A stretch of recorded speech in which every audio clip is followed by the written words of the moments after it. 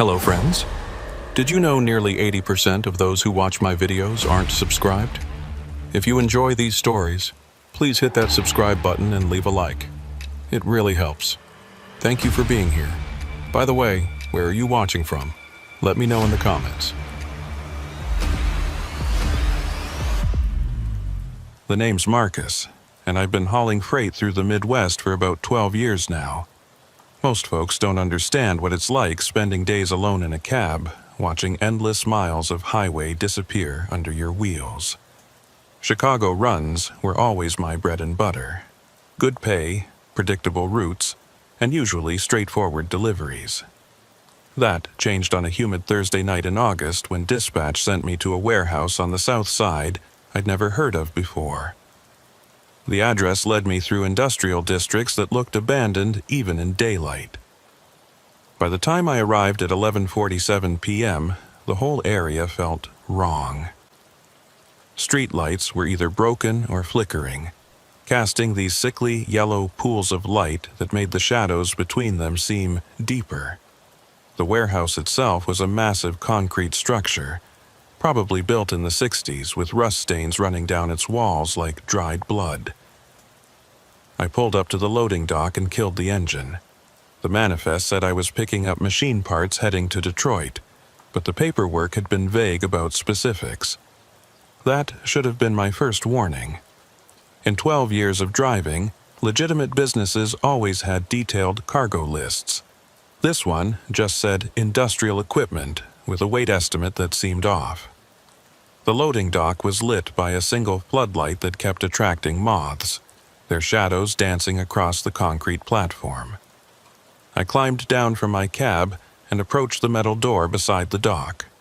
There was supposed to be someone named Frank meeting me, the foreman, according to dispatch. I knocked 3 times, the sound echoing into nothing. After about 2 minutes, the door opened just wide enough for a face to peer out. The man who looked at me had deep-set eyes and skin that hadn't seen sunlight in years. "You, Marcus?" he asked, his voice scratchy like he'd been breathing in dust all day. "That's me, here for the Detroit load." He nodded slowly, studying me in a way that made my skin crawl. "Yeah, we've been expecting you. Name's Frank. Come on in while my boys get your trailer loaded." Everything in my gut told me to stay outside, but I'd driven 4 hours to get here and needed this paycheck. Lisa, my ex-wife, had been on me about being late with child support again, and turning down a job wasn't an option. So I followed Frank through that narrow door into a hallway that smelled like motor oil and something else, something organic and wrong. The hallway opened into a massive warehouse floor, dimly lit by industrial lights hanging from chains. Most of the space was empty, just concrete stretching into darkness. But there were wooden crates stacked along one wall. Big ones, the kind you'd need a forklift to move. What caught my attention, though, were the workers. There were maybe 6 of them, all wearing identical gray coveralls with no company logo.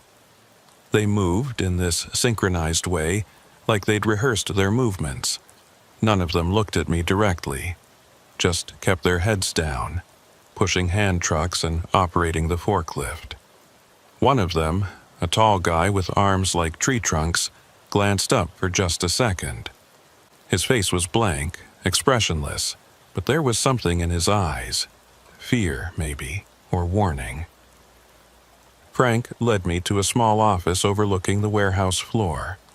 The windows were so grimy I could barely see through them. He offered me coffee from a pot that looked like it hadn't been cleaned in months. I declined. "Paperwork," he said, sliding a clipboard across the desk. "Standard stuff. You acknowledge receipt of cargo, agree to delivery terms, the usual." I picked up the clipboard and started reading. The forms looked official enough, but some details were wrong. The company name at the top, Midwest Industrial Solutions, didn't match what dispatch had given me. The delivery address in Detroit was different too, some warehouse district I wasn't familiar with instead of the auto parts distributor I was supposed to be heading to. "This isn't matching my manifest," I said, setting the clipboard down. Frank's expression didn't change, but his fingers started tapping on the desk, rapid, nervous movements. "Must be a mix-up, happens sometimes. The cargo's the same, though. Machine parts, like you were told." Through the grimy window, I watched the workers loading my trailer.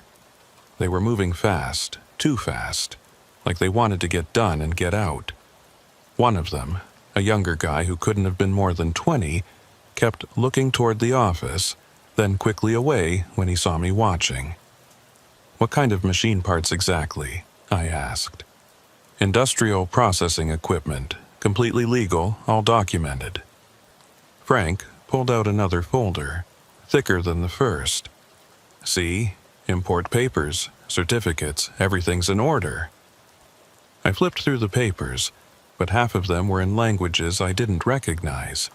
The ones in English were full of technical jargon that meant nothing to me. But what caught my eye were the weight specifications. Each crate was listed at exactly 800 pounds. That kind of uniformity didn't happen with mixed machine parts. A loud crash echoed through the warehouse. Through the window, I saw one of the workers had dropped something, and Frank jumped up so fast his chair scraped against the concrete floor. His calm demeanor cracked for just a second, and I saw something else. Panic. "Wait here," he said, already heading for the door. "I need to check on that." The moment he left, I pulled out my phone to call dispatch, but there was no signal. Not unusual in these old concrete buildings, but the timing felt wrong. I stood up and moved to the window for a better view of what was happening on the warehouse floor. The workers had gathered around the dropped item, and even from up here I could see they were agitated. One of them, the tall one with the tree trunk arms, was gesturing wildly at Frank. I couldn't hear the words, but the body language was clear. Something had gone very wrong. That's when I noticed movement in the darker part of the warehouse, beyond where the lights reached. Shadows shifting in ways that didn't match the workers' movements. There were other people back there, standing still, watching. I couldn't make out details, but I counted at least 4 figures just standing in the darkness. Frank looked up at the office window and saw me watching. His face changed, hardened into something cold. He said something to the tall worker, who immediately started walking toward the stairs leading up to the office. Not running, but walking with purpose, and something about his measured pace was more frightening than if he'd been sprinting. I grabbed my keys and headed for the office door, but it wouldn't budge. The handle turned, but the door itself was stuck, like something was blocking it from the outside. Through the small window in the door, I could see the tall worker, Dennis, according to the name stitched on his coveralls, coming up the stairs. His face was still blank, but his hands were clenched into fists. The window. It was my only option. These old industrial windows were designed to open for ventilation, and I yanked on the rusted latch until it gave way with a screech. The window swung open, and cool night air flooded in along with the sounds from below. Voices now, urgent and angry. Dennis was at the door, trying the handle. When it didn't open immediately, he stepped back, and I knew he was about to kick it in. The office was on the 2nd floor, about 15 feet up, with nothing but concrete below. But staying meant finding out what Frank and his crew really wanted, and every instinct I'd developed in 12 years of driving was screaming that it wasn't good. I climbed through the window just as the door exploded inward. Dennis rushed in, his eyes scanning the room, then locking onto me half out of the window. For a second, we just stared at each other, and in that moment, I saw something in his expression change. A flicker of something. Maybe regret, maybe relief that I was escaping. "Go," he said, so quietly I almost didn't hear it. Now. I didn't need to be told twice. I dropped from the window, hitting the concrete hard. Pain shot through my ankles, but adrenaline kept me moving. My truck was only 50 yards away, but it felt like miles.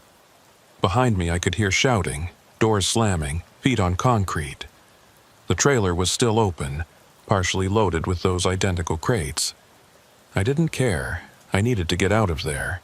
I yanked myself up into the cab, fumbling with the keys, my hands shaking so bad I could barely get them in the ignition. The engine roared to life just as Frank appeared in my side mirror, running toward the truck with 3 other men. One of them was carrying something, a crowbar maybe, or worse. I slammed the truck into gear and started rolling, even as they reached the trailer. One of them actually grabbed onto the back, trying to climb up. But as I picked up speed heading for the gate, he had to let go or risk being dragged. In my mirrors, I watched them standing in the floodlight. Frank pulling out a phone, probably calling whoever was really in charge of this operation. The gate was closed, of course.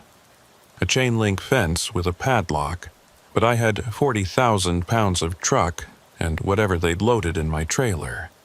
I barely slowed down, crashing through it in a shower of sparks and twisted metal. The truck lurched, the trailer fishtailed, but I kept control, muscling it onto the street. I drove for 3 miles before I felt safe enough to pull over and check the damage. The front bumper was dented, the paint scraped, but nothing mechanical seemed broken. I walked back to the trailer, my legs still shaking, and looked inside. 5 crates, all identical, all sealed tight. Whatever was in them, it wasn't machine parts. The weight distribution was all wrong, and there was a smell coming from them. Chemical, sharp, like cleaning products mixed with something else. Each crate had a small vent on the side, covered with mesh, like whatever was inside needed air. I stood there in the empty parking lot of a closed gas station, staring at those crates in my trailer, while my hands finally stopped shaking. The smart thing would have been to call the police right then, but I needed to think. Whatever was in those crates, Frank and his crew had been desperate to load them onto my truck. And now I had their cargo, which meant they'd be looking for me. I climbed back into the cab and started driving, taking random turns through the industrial district to make sure nobody was following.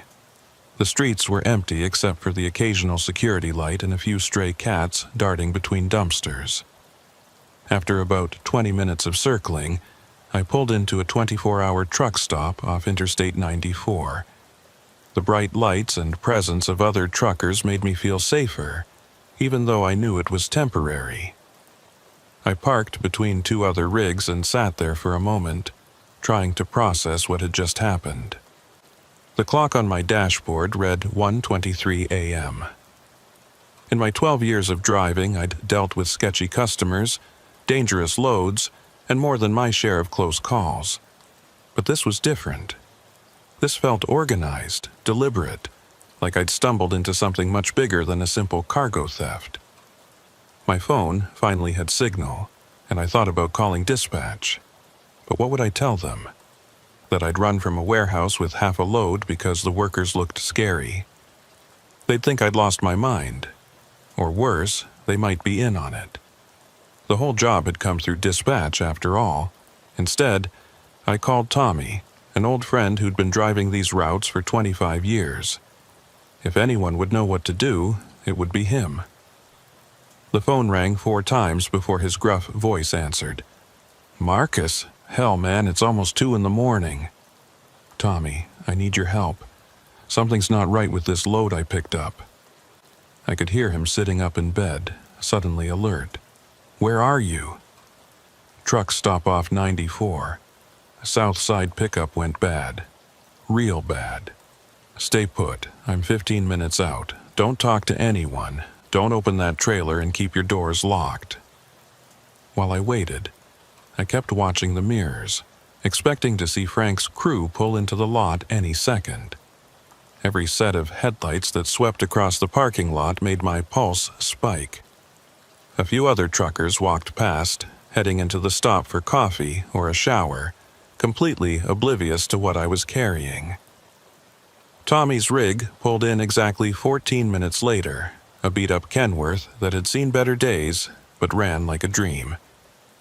He parked next to me and climbed down, all 6'4" of him, wearing jeans and a flannel shirt he'd obviously just thrown on.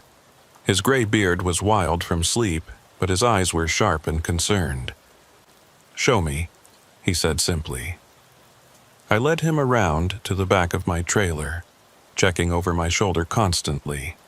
When I opened the doors, that chemical smell hit us both immediately. Tommy's nose wrinkled, and he pulled out a small flashlight from his pocket. "Jesus Christ, Marcus, you know what this smells like?" I shook my head. Formaldehyde, mixed with something else, but definitely formaldehyde. He climbed up into the trailer, examining the crates more closely. "These vents, this is how you transport something that needs preservation but can't be frozen." My stomach dropped. "You mean like medical specimens maybe, or something worse?" He jumped down, his face grim. "You said the pickup went bad. Tell me everything." I ran through the whole story. Frank, Dennis, the workers in gray coveralls, the figures in the shadows, the office window escape. Tommy listened without interrupting, but I could see his jaw clenching tighter with each detail. "Marcus, you need to listen very carefully," he said when I finished. "There have been rumors for months about organ trafficking through Chicago, truckers disappearing with refrigerated loads, bodies found weeks later missing parts. The FBI's been sniffing around, but nothing solid." "Organs? You think these crates have human organs?" "I don't know what's in them, and we're not going to find out. You're going to call 911 right now, report a suspicious load, and let them handle it. But first, we need to make sure you're safe." Before I could respond, my phone buzzed. Unknown number. Against my better judgment, I answered it. "Marcus."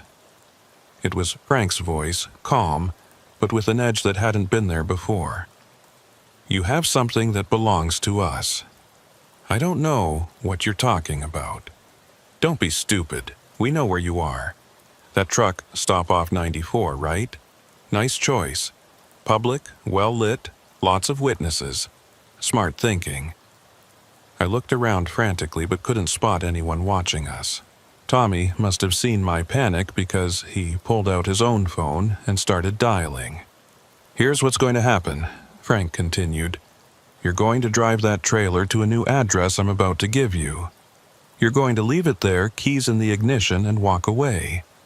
You do that and we forget this whole thing happened. You don't and things get complicated. I'm calling the police." "No, you're not. Because if you do, they'll find evidence in your cab linking you to some very serious crimes. Evidence we planted while you were in my office.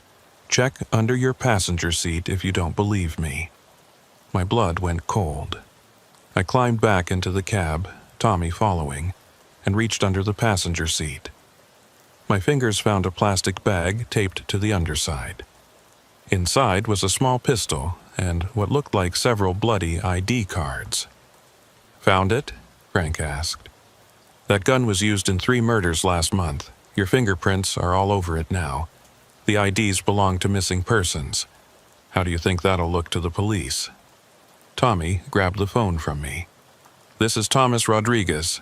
I'm with Marcus, and we've already called the state police. They're en route. You want to add threatening a witness to your charges?" There was silence on the other end. Then Frank laughed. It was a cold, humorless sound. "Rodriguez, I should have known you'd get involved. Always sticking your nose where it doesn't belong." "I know who you are, Frank Morrison," Tommy said, and I saw something change in his expression. "Yeah, that's right. I know exactly who you are. What you did to those drivers in Indianapolis. What you're running through Chicago. And I know you're not the one really in charge." More silence. Then Frank's voice came back. Different now. Worried. "You don't know what you're dealing with, old man. I know enough. I know your boss doesn't like attention. I know the feds are already watching 3 of your warehouses. And I know that if anything happens to Marcus or me, There's an envelope with names, dates, and locations that goes straight to the FBI field office. This was news to me, but I kept my mouth shut. Tommy was bluffing, or maybe he wasn't. With him, you could never tell. "You're making a mistake," Frank said. "No, you made the mistake when you tried to use my friend as a mule. Here's what's really going to happen. Marcus is going to drive that trailer straight to the state police impound lot. They're going to open those crates with a full forensics team present, and you're going to disappear back into whatever hole you crawled out of. The evidence in his cab is planted evidence, which any decent forensics tech will figure out in minutes. Try again." I could hear Frank breathing heavily on the other end. Finally, he spoke, his voice low and dangerous. "This isn't over." "Yes, it is," Tommy said, and hung up. He immediately started making calls, not to 911, but to numbers he had memorized. Old contacts, other truckers, people who knew people. Within 10 minutes, he'd arranged for 3 other drivers to escort us to the state police station. "Safety in numbers," he said. "How do you know about Frank Morrison?" I asked while we waited. Tommy's face was grim. "Lost a friend to his crew 2 years ago. Been keeping tabs on them ever since. They target independent drivers, ones without family, people who won't be missed quickly. You're lucky you got out when you did. What about the planted evidence? We'll deal with it, but we're not touching it again. Let the cops handle it with proper procedures." The other drivers arrived within 20 minutes. 3 guys I'd seen around but never really talked to. They formed a convoy around my truck, and we drove together through the empty Chicago streets toward the state police station. I kept checking my mirrors, expecting Frank's crew to come after us, but the roads stayed clear. It was almost 4 a.m. when we pulled into the police station. The desk sergeant looked confused at first, seeing 4 trucks pull up, but Tommy had called ahead. Within minutes, we were surrounded by officers, and a detective named Patricia Hoffman was taking my statement. They found the planted evidence exactly where Frank had said it would be. But like Tommy predicted, it was obviously planted. No dust disruption, fresh tape, fingerprints too perfect to be natural. The forensics team seemed almost excited by how sloppy it was. As for the crates, I never found out what was really in them. Detective Hoffman said it was part of an ongoing investigation and that I'd have to testify eventually, but for now, I was free to go. They impounded my truck as evidence, which meant I was out of work, but honestly, I was just grateful to be alive. Tommy drove me home in his truck as the sun was coming up, painting the Chicago skyline in shades of orange and pink. We didn't talk much, both of us processing what had happened. "You saved my life," I finally said as he pulled up to my apartment. "You saved your own life when you jumped out that window," he replied. "I just helped with the cleanup." The next 3 weeks were hell. I couldn't work because my truck was still impounded as evidence. The company I'd been contracting for dropped me like a hot potato, said I was too much of a liability. Bills started piling up, and Lisa was calling about the child support again. But worse than all of that was the waiting. Waiting for Frank and his crew to come after me. Waiting for the other shoe to drop. Detective Hoffman called me in for follow-up interviews twice. Each time, she looked more tired, more frustrated. The investigation wasn't going well, she admitted. The warehouse I'd gone to was empty when they'd raided it 12 hours after my escape. Completely cleaned out. No workers, no equipment, no trace of Frank Morrison or anyone else. Even the office I'd been locked in had been stripped down to the concrete walls. "It's like they were never there," she said during our second meeting, sliding a folder across the table to me. "These are the only things we found." Inside were photos of the warehouse, empty and echoing. But in one corner, barely visible, was something that made my skin crawl. Scratch marks on the concrete floor. like something heavy had been dragged repeatedly. Or someone. The crates from your trailer, Hoffman continued, contained medical equipment. Legitimate medical equipment according to our forensics team, surgical tools, preservation chemicals, portable refrigeration units. All of it legal to transport, all of it with forged but convincing documentation. But Tommy said the smell was formaldehyde. It was, used for preserving medical specimens. The equipment could be used for legitimate purposes, or... She let the sentence hang. We both knew what the "or" implied. So, you've got nothing. I wouldn't say nothing. We've connected this to similar incidents in Milwaukee, Detroit, and Cleveland. Same pattern. Truckers approached for rushed nighttime pickups, suspicious cargo, and when things go wrong, everything disappears within hours. She pulled out another photo, this one of a man I didn't recognize. Heavy set, balding, with eyes that looked dead even in the driver's license photo. Carl Brennan, she said. Found dead in his truck 6 weeks ago outside Gary, Indiana. Heart attack, according to the coroner. But he'd told his wife the night before that he was scared, that he'd seen something he shouldn't have during a pickup. You think Frank killed him? I think Carl saw what was really in those crates. And I think you're lucky you didn't. I left that meeting feeling worse than when I'd arrived. The police had nothing. Frank was still out there, and I was a loose end in whatever operation they were running. Tommy kept checking on me, bringing groceries when I couldn't afford them, offering to lend me money that we both knew I'd never be able to pay back. He'd set me up with a lawyer, too. Some guy who specialized in helping truckers who'd gotten tangled up in criminal investigations. But even with all that help, I was drowning. Then, exactly 3 weeks and 2 days after the warehouse incident, I got a call at 3 a.m. My phone rang, showing unknown number, and every instinct told me not to answer.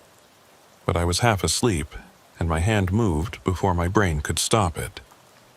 Hello? Breathing. Just breathing for about 10 seconds. Then a voice I recognized but hadn't heard that night at the warehouse. Younger, nervous. You Marcus, the driver? I sat up, suddenly wide awake. Who is this?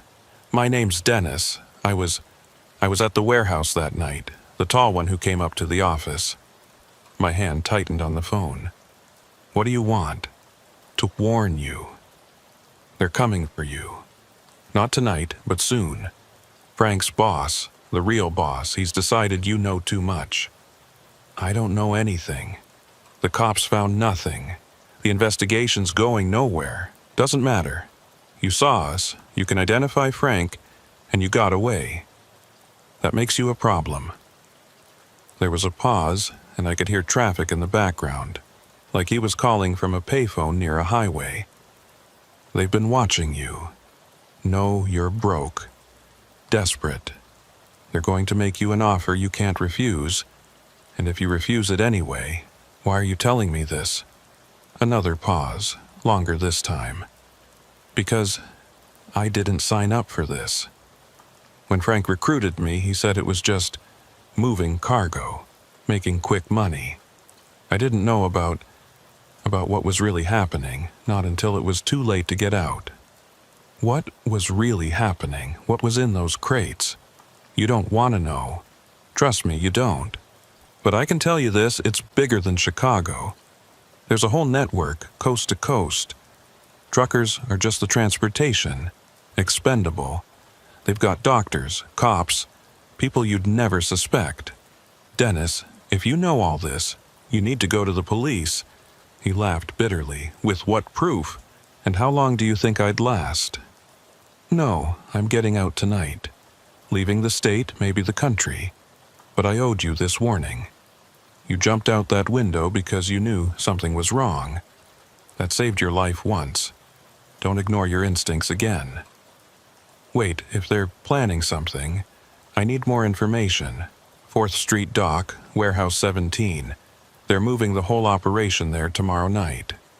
After that, they'll come for you. You've got maybe 36 hours to disappear." The line went dead. I immediately tried calling back, but the number was blocked. I sat there in my dark apartment, phone in my hand, trying to process what I'd just heard. Part of me wanted to call Detective Hoffman right away, tell her about the 4th Street location. But Dennis was right. Without proof, what good would it do? I spent the rest of the night packing. Not much to pack, really. My life had shrunk down to what could fit in 2 duffel bags. I called Tommy at dawn, told him about the warning. He didn't question it, didn't try to talk me out of running. He just asked where I wanted to go. "I've got a cousin in Oregon," he said. "Runs a small trucking company, always needs drivers.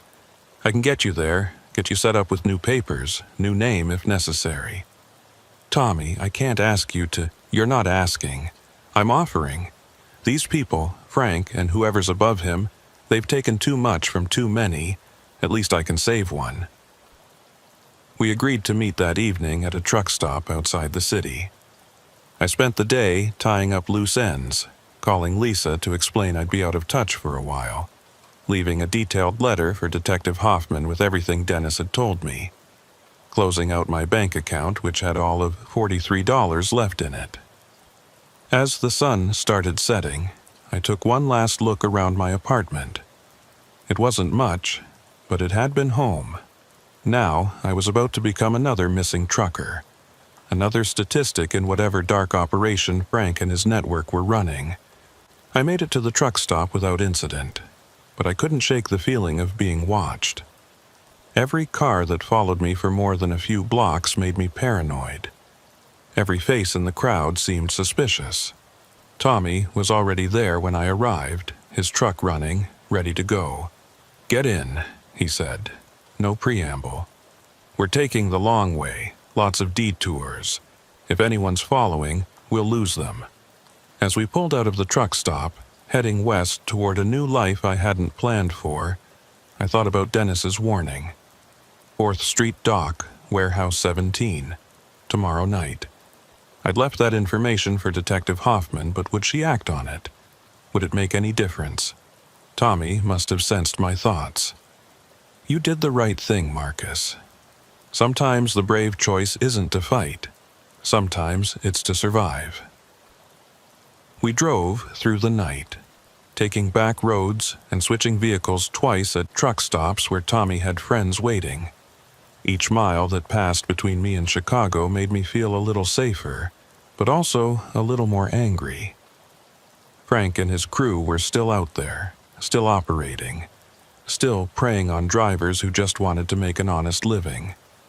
3 days later, when we finally reached Oregon, Tommy's cousin Jake was waiting for us. He was nothing like Tommy, shorter, rounder, with a perpetual smile that seemed genuine. He'd set me up with a small apartment, a new ID that would pass basic scrutiny, and most importantly, a job driving local routes. No more long hauls, no more midnight pickups, no more suspicious cargo. "Tommy told me you had some trouble," Jake said, shaking my hand. "Don't worry about it. Out here, you're just another driver. Keep your head down, do good work, and the past stays in the past." For a week, that seemed possible. I learned my new routes, met the other drivers, started to remember what normal felt like. Then I saw the news report. It was just a small item, buried in the Chicago Tribune's online edition, but it hit me like a punch to the gut.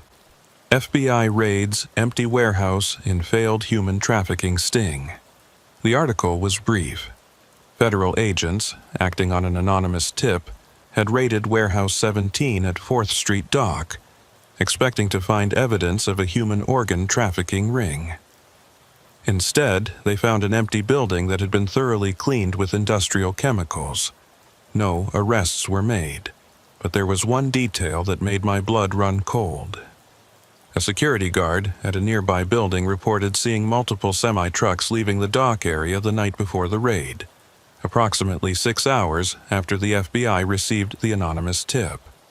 They'd known. Somehow, Frank's network had known about the raid in advance, which meant they had someone inside law enforcement, someone high enough to access confidential information. I called Tommy from a payphone, using the code we'd established. He answered on the second ring. "You see the news?" I asked. "Yeah, Dennis was right about one thing. It's bigger than we thought. What do I do now?" "What you've been doing. Stay quiet, stay safe. Let the feds figure it out." But I couldn't let it go. Not completely.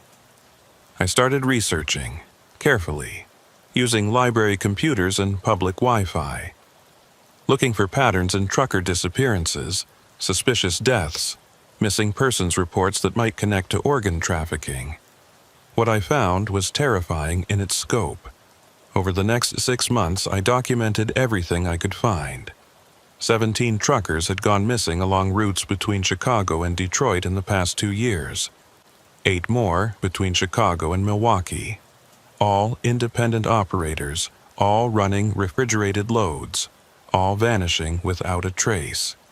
Their trucks would turn up days or weeks later, always stripped clean, always wiped down with industrial chemicals that destroyed any forensic evidence.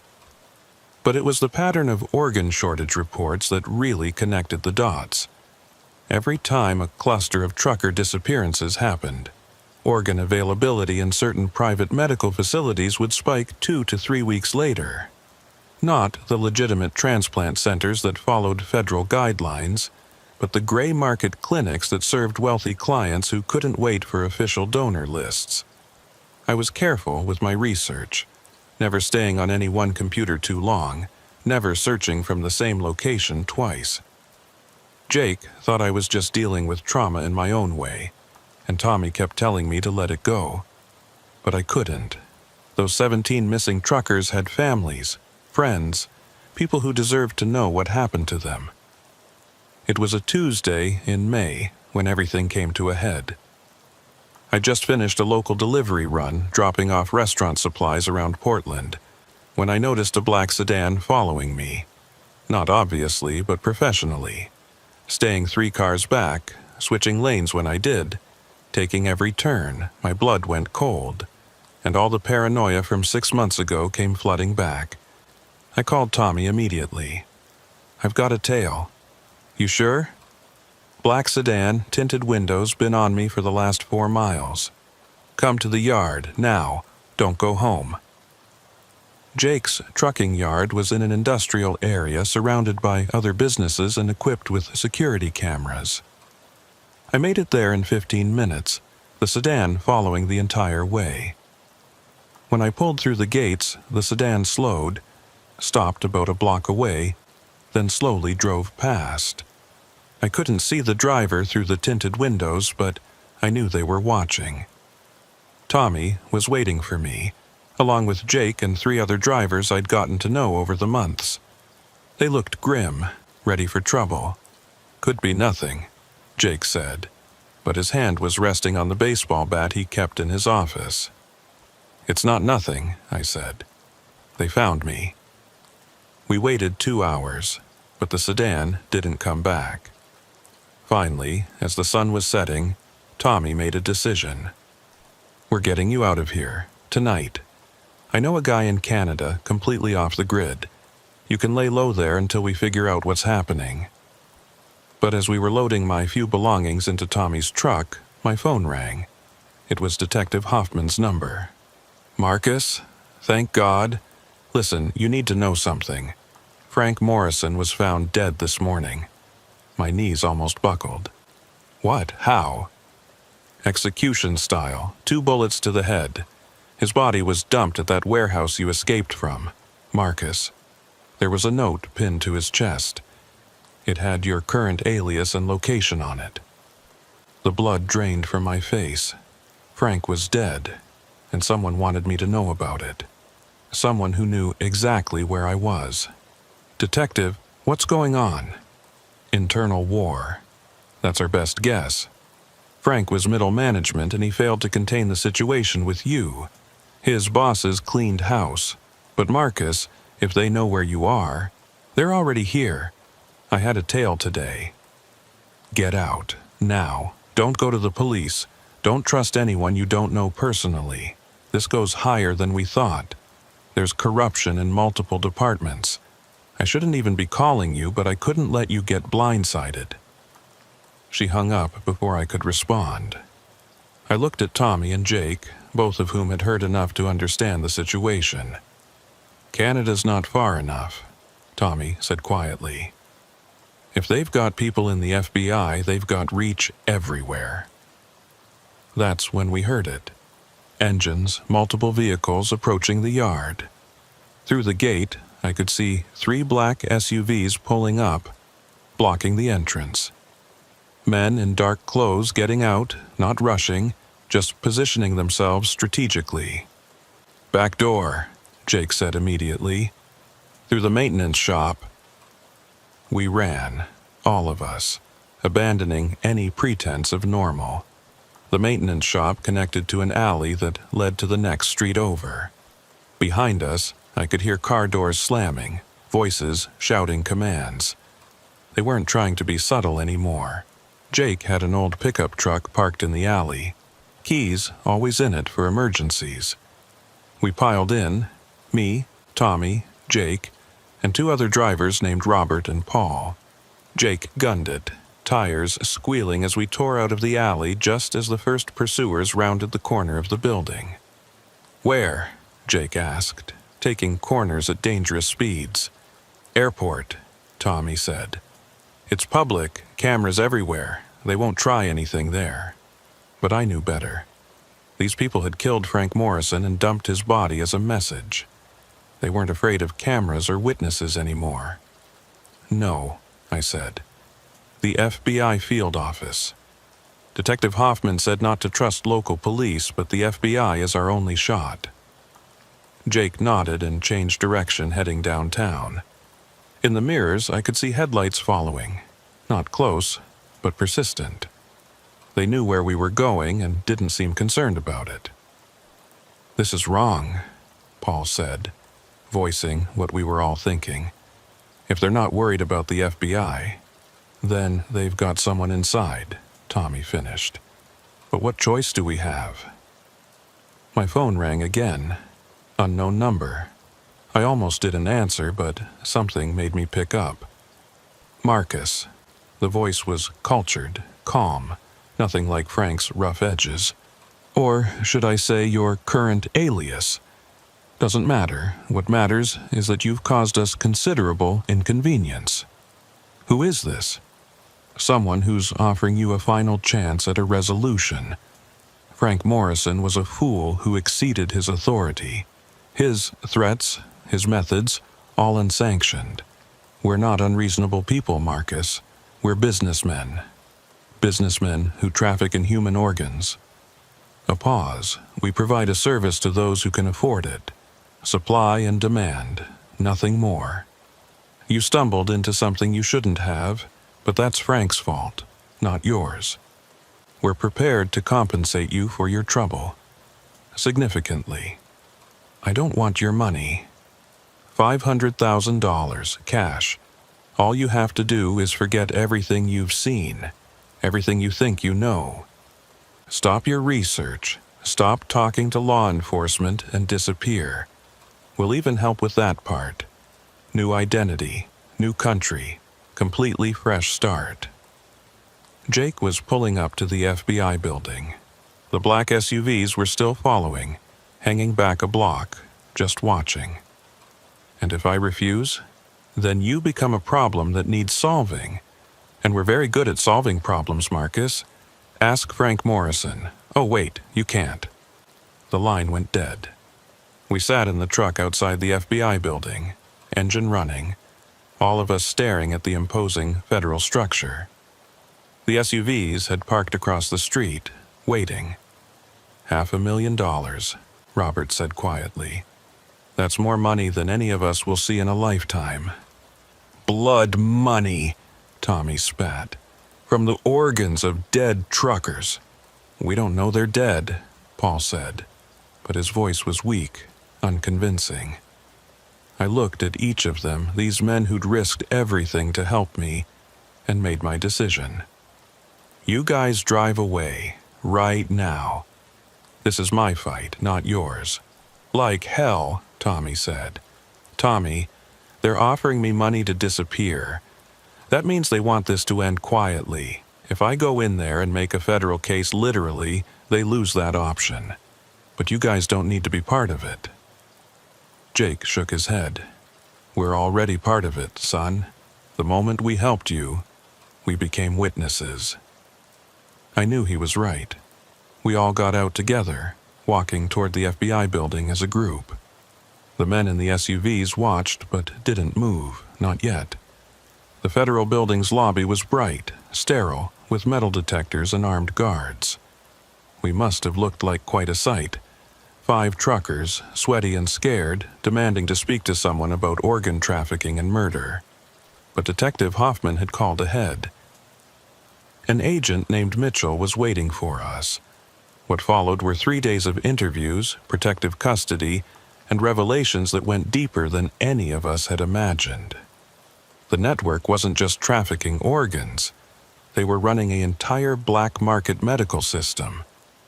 Wealthy clients would order specific organs, and the network would find donors that matched. Sometimes they were homeless people who wouldn't be missed. Sometimes they were travelers passing through. And sometimes they were truckers carrying refrigerated loads that could hide the evidence. Frank Morrison had been middle management, just as Hoffman suspected. Above him was a structure that included doctors, hospital administrators, even organ transport coordinators at legitimate facilities. They'd been operating for at least 5 years, spreading across 12 states, generating hundreds of millions in profit. My testimony, combined with the evidence I'd gathered over 6 months of careful research, gave the FBI enough to launch Operation Cold Chain. It would become one of the largest medical fraud and human trafficking investigations in U.S. history. Over the next year, they arrested 47 people, including 3 prominent surgeons and a state health department official. But the man who called me that night, the calm voice who offered me $500,000 to disappear, they never found him. The investigation revealed he was known only as the coordinator, and every trail led to dead ends and shell companies registered in countries with no extradition treaties. I testified in 8 different trials, always under heavy protection. Tommy, Jake, and the others had to relocate too, their lives upended because they'd chosen to help me. The guilt from that still keeps me awake some nights. It's been 3 years now since that night at the warehouse. I don't drive trucks anymore. The FBI helped me get a new career, a new life in a place I can't mention. But sometimes I dream about it. The empty warehouse, Frank's desperate face, Dennis warning me to run. The 17 missing truckers who were never found. The official story is that Operation Cold Chain was a success, that the network was dismantled. But I know better. I still monitor trucker forums, still track disappearances, still see the patterns. They're more careful now, more subtle, but they're still out there. The coordinator is still out there. Every time I see a semi on the highway, especially the refrigerated ones, I think about the drivers. Are they safe? Do they know what they might be carrying? Do they have someone like Tommy watching their backs? I survived because I listened to my instincts, because I jumped out that window when every rational thought said to stay put and play along. But 17 others didn't get that chance. Their families got closed casket funerals with official explanations about highway accidents and heart attacks. Only a few of us know the truth about what really happened to them. Sometimes reporters call, wanting to write books or make documentaries about Operation Cold Chain. I always decline, not because I'm afraid anymore, but because the story isn't over. Somewhere out there, in a warehouse just like the one I escaped from, someone is loading mysterious crates onto another trucker's rig. And that trucker has no idea that their life is about to change forever, if they're lucky enough to keep it at all. The real horror isn't what happened to me that night in Chicago. It's knowing that it's still happening, right now, to someone else. And there's nothing I can do to stop it. I still keep in touch with Tommy, though we're careful about how we communicate. He's retired now, living somewhere warm, trying to forget. But I know he monitors the forums too, watches for patterns, warns drivers when he can.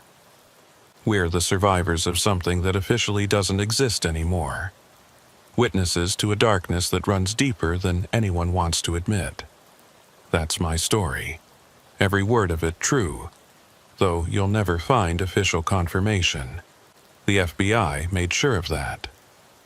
Too much panic, they said, if people knew how extensive it really was. Better to let everyone think it's over, that the bad guys were caught, that the highways are safe. But if you're a trucker reading this, especially if you haul refrigerated loads, remember what happened to me. Trust your instincts. If a pickup feels wrong, if the warehouse looks abandoned, if the workers won't meet your eyes, get out. Don't worry about the job, the money, the consequences. Just get out. Because somewhere in Chicago, or Detroit, or any city with desperate people in dark corners, there's another Frank Morrison waiting with another warehouse full of secrets. And the next driver who walks through those doors might not be lucky enough to find an open window. My name is Cornelius, though most folks just call me Neil. I've been driving 18-wheelers for nearly 20 years, and in all that time, I thought I'd seen everything the road could throw at me. Ice storms, jackknife trailers, highway robberies, you name it, I'd survived it. But what happened during that blizzard in February just outside Chicago still makes my hands shake when I think about it. I was hauling a load of pharmaceutical supplies from a distribution center in Indianapolis to a hospital network in Chicago. Time-sensitive stuff, antibiotics, insulin, vaccines that needed to stay refrigerated. The kind of cargo that couldn't wait for better weather. The forecast had called for snow, maybe 6 to 8 inches, but nothing I hadn't handled before. By the time I hit Interstate 65 heading north, though, it was clear the weathermen had gotten it wrong again. The snow was coming down sideways, these thick, heavy flakes that stuck to everything immediately. My windshield wipers were working overtime, and even with the defroster on full blast, ice kept building up on the edges of the glass. The temperature had dropped 15 degrees in the last hour, turning what should have been manageable snow into a full-scale blizzard. I was about 40 miles south of Chicago, near Crown Point, when things went from bad to worse. The wind picked up to what had to be 50 miles per hour, gusting even higher, pushing my trailer around like it was made of cardboard instead of steel. I could feel the whole rig swaying, that sick sensation when you know you're right on the edge of losing control.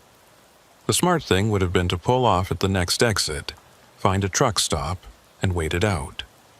But the next exit was 8 miles away according to my GPS, and visibility was dropping fast. I was down to maybe 20 feet, just following the barely visible taillights of a car ahead of me, hoping they knew where they were going. That's when it happened. A gust of wind, stronger than the others, caught my trailer at just the wrong angle. I felt the back end start to slide, that helpless feeling when 80,000 pounds of truck and cargo decides to go its own way. I turned into the skid, trying to correct it, but the ice underneath gave me nothing to work with. The trailer kept sliding, jackknifing slowly but inevitably. The car ahead of me disappeared into the white void. I pumped the brakes, fighting for any kind of traction, but it was like driving on glass covered in oil. The truck spun almost gracefully like some massive ballet dancer until I was facing the wrong direction on the interstate. Then the momentum caught up, and the whole rig tipped. The crash was almost peaceful in a way. Everything went into slow motion as the truck rolled onto its right side, sliding along the icy pavement in a shower of sparks and screaming metal. The windshield exploded inward, pelting me with safety glass and snow. My coffee mug, which had been in the cup holder for the last 100 miles, flew past my head and shattered against the sleeper compartment wall. When everything finally stopped moving, I was hanging sideways in my seatbelt, looking down at the passenger door, which was now flat against the pavement. Snow was pouring in through the broken windshield, already starting to accumulate on everything. The engine had died, leaving only the sound of wind howling through the cab. My first thought was fire. Diesel fuel, hot engine, electrical systems. All bad combinations after a crash. I reached for the seatbelt release, but my hands were shaking so badly it took 3 tries to get it unlatched. When it finally released, I fell hard against the passenger door, pain shooting through my ribs. I could smell diesel, which meant the tanks were leaking. I needed to get out fast. The driver's side door was now above me, like a hatch. I pushed up on it, but the wind immediately grabbed it, trying to tear it from my hands. Using all my strength, I managed to pull myself up and out, dropping down onto the icy road surface. The cold hit me like a physical thing, stealing my breath. I was wearing my usual winter gear, insulated jacket, work boots, thermal gloves, but the wind cut right through everything. The temperature had to be below 0, not counting wind chill. My truck was blocking one lane and part of another, hazard lights still somehow blinking their warning into the storm. I grabbed my emergency kit from the side box that was still accessible, then moved away from the truck in case it caught fire. That's when I realized how truly bad my situation was. I couldn't see more than 10 feet in any direction. The interstate had transformed into an Arctic wasteland, no other vehicles visible, no lights except my dying hazards, no sound except wind. My phone had been in the center console and was probably somewhere in the wreckage. Even if I found it, cell towers were probably down in this weather. I was alone, injured. My ribs were definitely bruised, if not cracked, and rapidly losing body heat. I'd been standing there maybe 2 minutes trying to figure out my next move when I heard it through the wind, an engine. Headlights appeared like yellow eyes in the white, approaching slowly. A pickup truck materialized from the storm, a big Ford F-350, dark blue or black, hard to tell in the conditions. It stopped about 30 feet from my overturned rig. The driver's door opened and a man stepped out. He was tall, wearing a heavy parka with the hood up, face mostly hidden by a scarf. He walked toward me with confident steps despite the ice, like he was used to these conditions. "Hell of a mess," he called out over the wind. "You hurt?" "Ribs," I shouted back. "But I can walk." He came closer, and I could see his eyes above the scarf, pale blue, almost gray, studying me and the wreck with an intensity that seemed odd for a good Samaritan. "Name's Jasper," he said. "We need to get you out of this weather before you freeze to death." Something in my gut, that trucker's instinct that had kept me alive for 20 years, whispered a warning. But what choice did I have? Stay here and freeze, or accept help from a stranger? "Got a phone?" I asked. "Need to call this in." "Towers are down all over," Jasper said, already heading back to his truck. "Come on, I know a place about 10 minutes from here where you can warm up and wait for the storm to pass." I hesitated, looking back at my rig. $40,000 worth of medical supplies slowly freezing in that trailer. My entire livelihood lying on its side in the snow. But Jasper was right. I'd be dead from hypothermia long before any official help arrived. I followed him to the pickup, each step careful on the ice. When I climbed into the passenger seat, the heat hit me like a blessing. The interior was immaculate, almost obsessively clean. No fast food wrappers, no coffee stains, no personal items at all. Just leather seats and that new car smell, which seemed impossible for a truck that had to be at least 5 years old. Jasper climbed in and put the truck in drive, navigating around my wreck with practiced ease. "Lucky I came along," he said, his voice muffled by the scarf he still hadn't removed. "Not many people stupid enough to be out in this." "I had a delivery schedule to keep," I said, teeth still chattering. "Medical supplies, right? Saw the hazmat placards on your trailer." That gave me pause. It would have been almost impossible to read those placards in this visibility, especially with the truck on its side. But maybe he'd just made an educated guess based on the refrigeration unit. We drove in silence for a few minutes, the truck handling the icy roads surprisingly well. Jasper seemed to know exactly where he was despite the near-zero visibility, taking turns without hesitation, never slowing to check street signs or landmarks. "You from around here?" I asked. "You could say that. Born and raised in Indiana, know these roads like the back of my hand. Lucky for me." He glanced over, and for just a second, I saw his eyes crinkle like he was smiling under that scarf. "Yeah, lucky." We turned off what I assumed was still the interstate onto a smaller road. The snow was even deeper here, no tire tracks except ours. The trees pressed in close on both sides, their branches heavy with white, creating a tunnel effect that made the darkness even more oppressive. "Where exactly are we going?" I asked, that uneasy feeling growing stronger. "Friend of mine has a hunting cabin not far from here. Got a generator, wood stove, everything you need to ride out a storm like this. He won't mind us using it." "Maybe we should just head to the nearest town instead." "Nearest town is Lowell, and it's 15 miles in the opposite direction. You really want to risk that in this weather?" He had a point, but something was off. The way he drove with such confidence in zero visibility, the way he'd appeared so quickly after my crash, the complete absence of any personal touches in his supposedly well-used truck. "Actually," I said, trying to keep my voice casual, "if you could just drop me at the next gas station or anywhere with people, that would be great." Jasper didn't respond immediately. When he did, his tone had changed slightly, still friendly but with an edge underneath. "No gas stations out this way.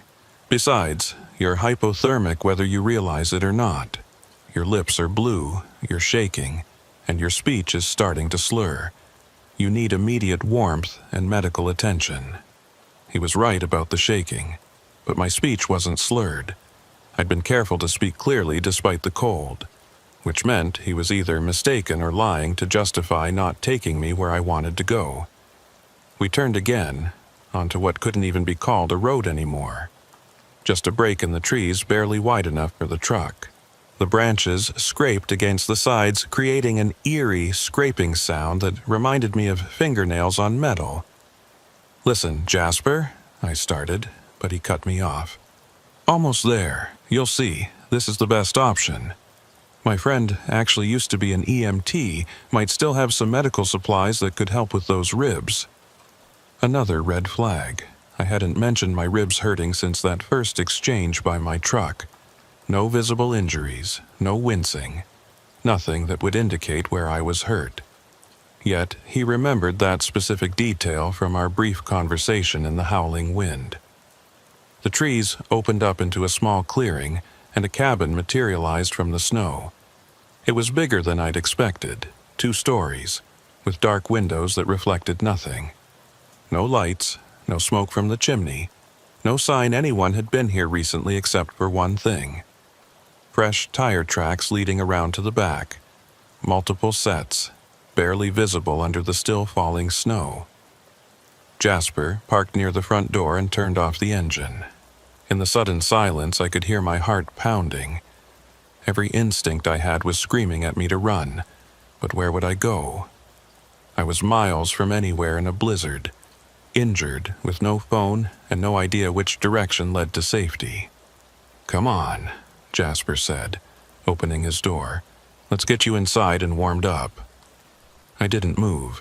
"You know what? I think I'll wait in the truck. You go ahead and get the heat going first." He turned to look at me fully, and for the first time I noticed his hands. They were covered in surgical gloves under his winter gloves, the latex barely visible at the wrists. No one wears surgical gloves for driving in a snowstorm. "Cornelius," he said, and my blood went cold. I hadn't told him my name. "Don't make this difficult. You're going to freeze to death out here one way or another. At least, inside, you have a chance." I grabbed for the door handle, but it wouldn't budge. Child locks, I realized. He'd activated the child locks. Panic rose in my throat as Jasper calmly got out and walked around to my side of the truck. He opened my door from the outside, and the cold rushed in again. "Please," he said, and now he sounded almost sad. I really was trying to help at first, but you've seen too much, noticed too much. Smart man like you, 20 years on the road, you know how to read people. That's unfortunate." I swung at him, but my frozen muscles betrayed me, the punch slow and clumsy. He easily stepped aside, then grabbed my jacket and pulled me from the truck. I hit the snow hard, my injured ribs screaming in protest. Before I could get up, I heard another engine approaching.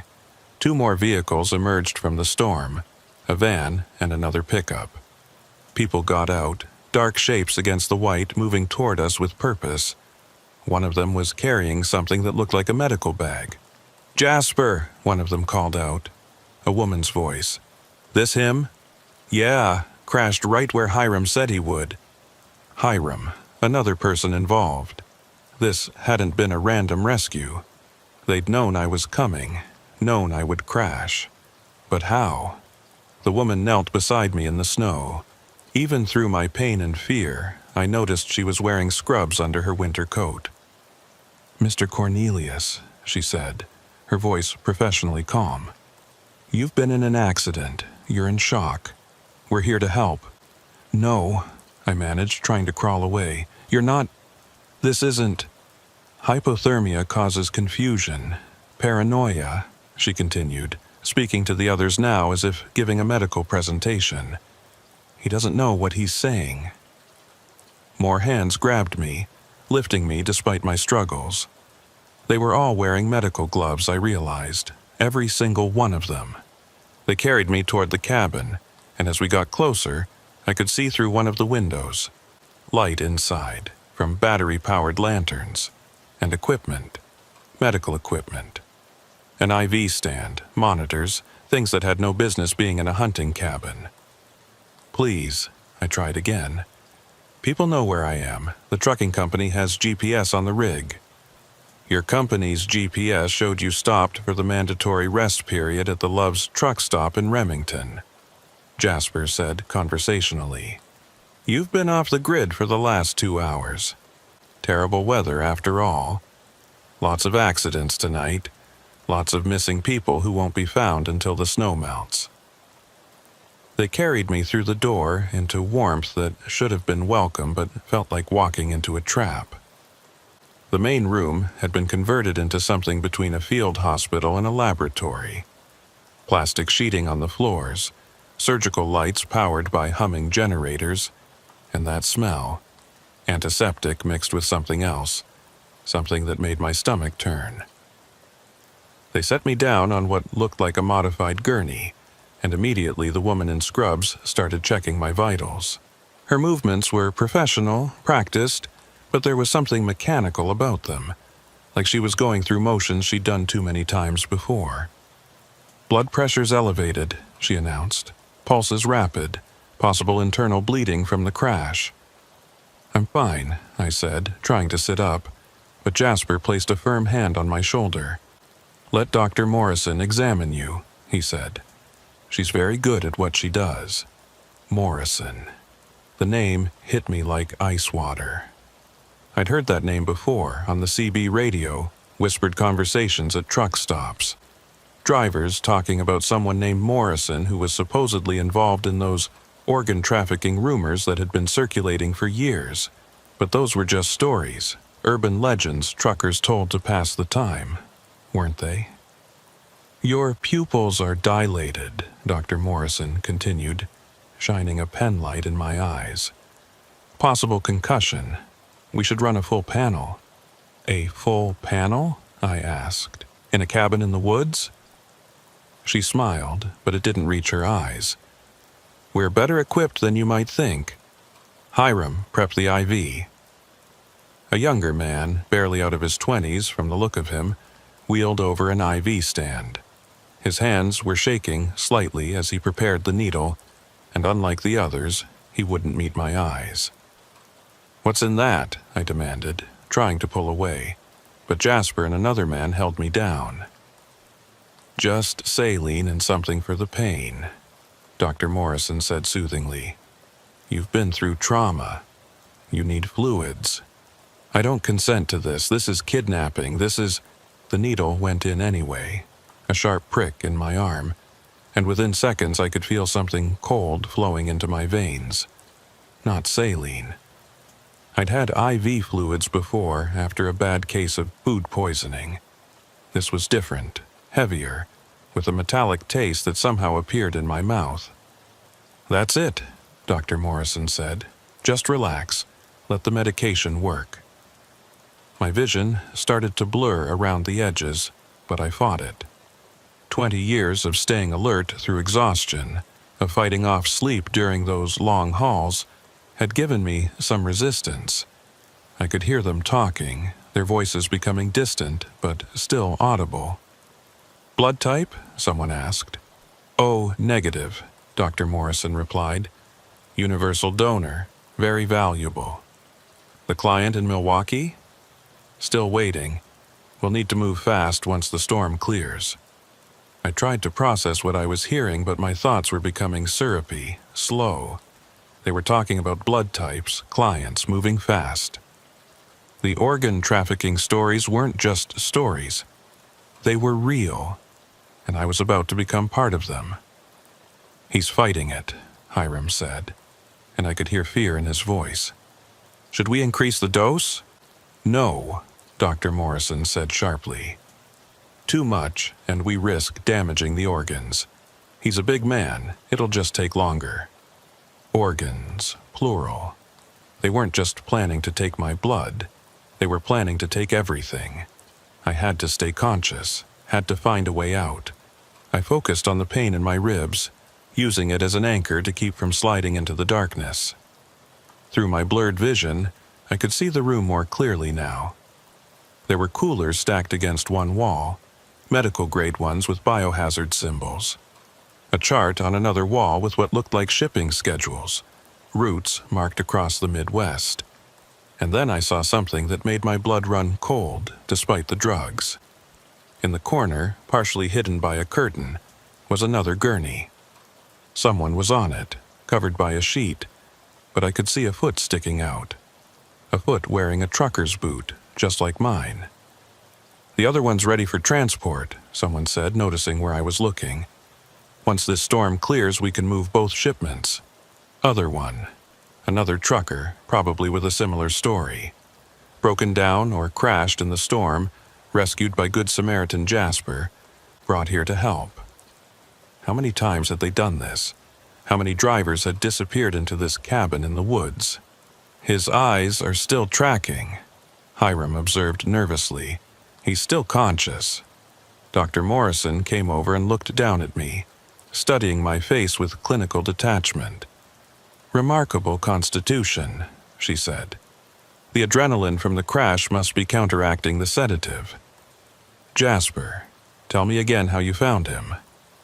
Exactly where the scanner said he'd be, Jasper replied. That icy patch at mile marker 247 worked perfectly. Every truck that hits it at highway speed is guaranteed to jackknife. They'd caused my crash. Deliberately iced a section of highway during a storm, knowing truckers would have to maintain speed to keep schedule. It was murder, premeditated and calculated. Did you recover his phone? Dr. Morrison asked. Still in the wreck, probably, but it doesn't matter. The storm will keep anyone from investigating for hours, maybe days. And his company? Small operation out of Fort Wayne. They won't even know he's missing until he fails to deliver tomorrow afternoon. They'd researched me. Knew my route, my company, everything. This wasn't random. I'd been selected, targeted, hunted. I tried to speak, to scream, but my mouth wouldn't cooperate. Only a low groan escaped, barely audible over the generator's hum. Increase the dose, Dr. Morrison finally decided. We can't have him conscious for the next part. Hiram adjusted something on the IV, and this time the darkness came rushing in like a tide. But just before I went under, I heard something that gave me hope. A voice from outside, muffled by the storm but clearly agitated. State police are running the highways. They found the truck already. The last thing I heard was Dr. Morrison cursing, followed by rapid movement, people running, equipment being moved. Then nothing. When I came to, I didn't know how much time had passed. Minutes? Hours? The room was darker, most of the surgical lights turned off. I could hear voices from another room, urgent, arguing. We leave now, Dr. Morrison was saying. Take what we can. Destroy the rest. What about him? That was Jasper. He's seen too much. We can't leave him. So we take him with us? No. Too risky with the police searching. We finish the extraction here, take what we can use, leave the rest. Extraction. They were going to kill me, harvest whatever organs they could, and leave my body here. I tested my limbs. The drugs were wearing off, but I was still weak, uncoordinated.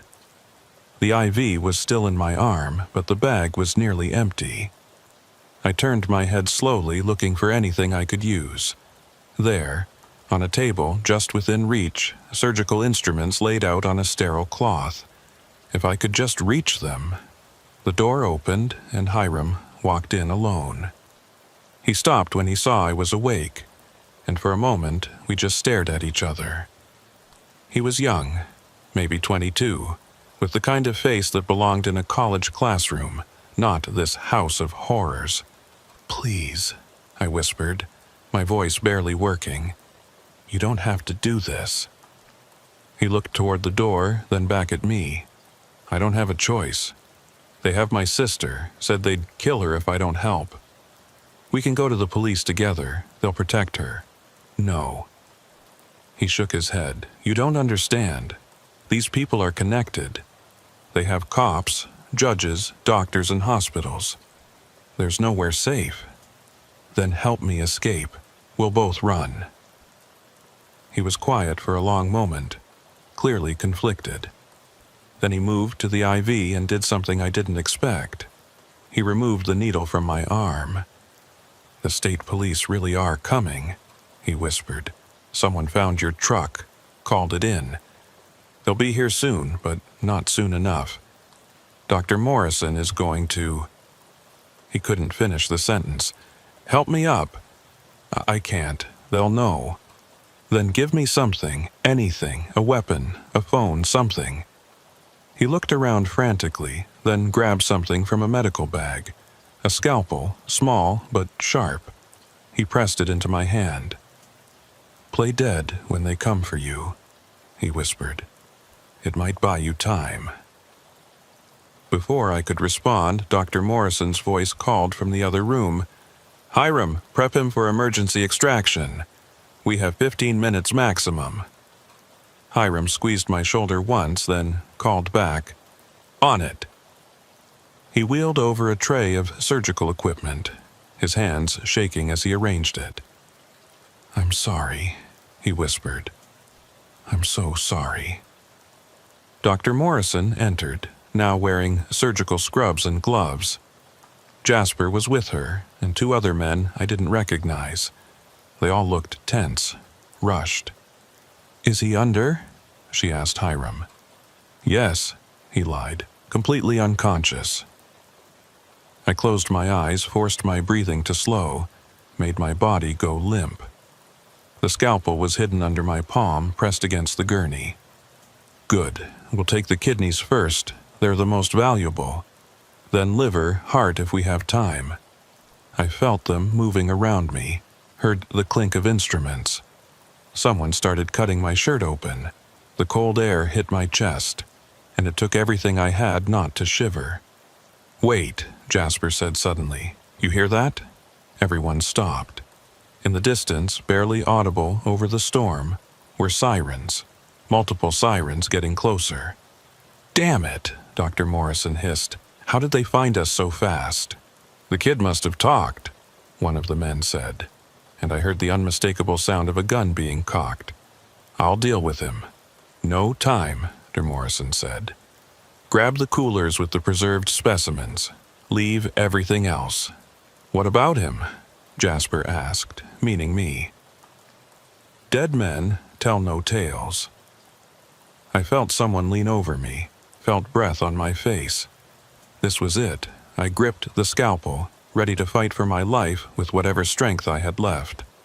Then the door exploded inward. "State police! Nobody move!" Chaos erupted. Shouting, running, something crashing to the floor. I opened my eyes to see officers flooding the room, weapons drawn. Dr. Morrison was backing toward the rear door, her hands up but her eyes calculating. Jasper had dropped to his knees immediately, but one of the other men made a run for it. "He's alive!" someone shouted, pointing at me. "We need medics in here now!" A state trooper appeared beside me, young, professional, his hand on his weapon as he scanned for threats. "Sir, are you okay? Can you speak?" "Cornelius," I managed. "My name is Cornelius. They were going to—" "You're safe now," he said. "Medics are coming." I watched them arrest Dr. Morrison, saw the shock on her face when Hiram pointed her out as the leader. He was cooperating, telling them everything, about the other trucker under the sheet, about the operation, about how many others there had been. As real paramedics loaded me onto a proper gurney, I caught Hiram's eye. He was in handcuffs, but there was relief on his face. He'd be going to prison, but his sister would be safe. Sometimes that's the only choice you get, not between good and bad, but between bad and worse. The next several hours blurred together in a haze of emergency rooms, detective interviews, and medical examinations. The real paramedics found 3 cracked ribs, severe hypothermia, and enough sedatives in my system to knock out a horse. The fact that I'd remained conscious at all was, according to the ER doctor, borderline miraculous. Detective Raymond Kruger from the state police stayed with me through most of it.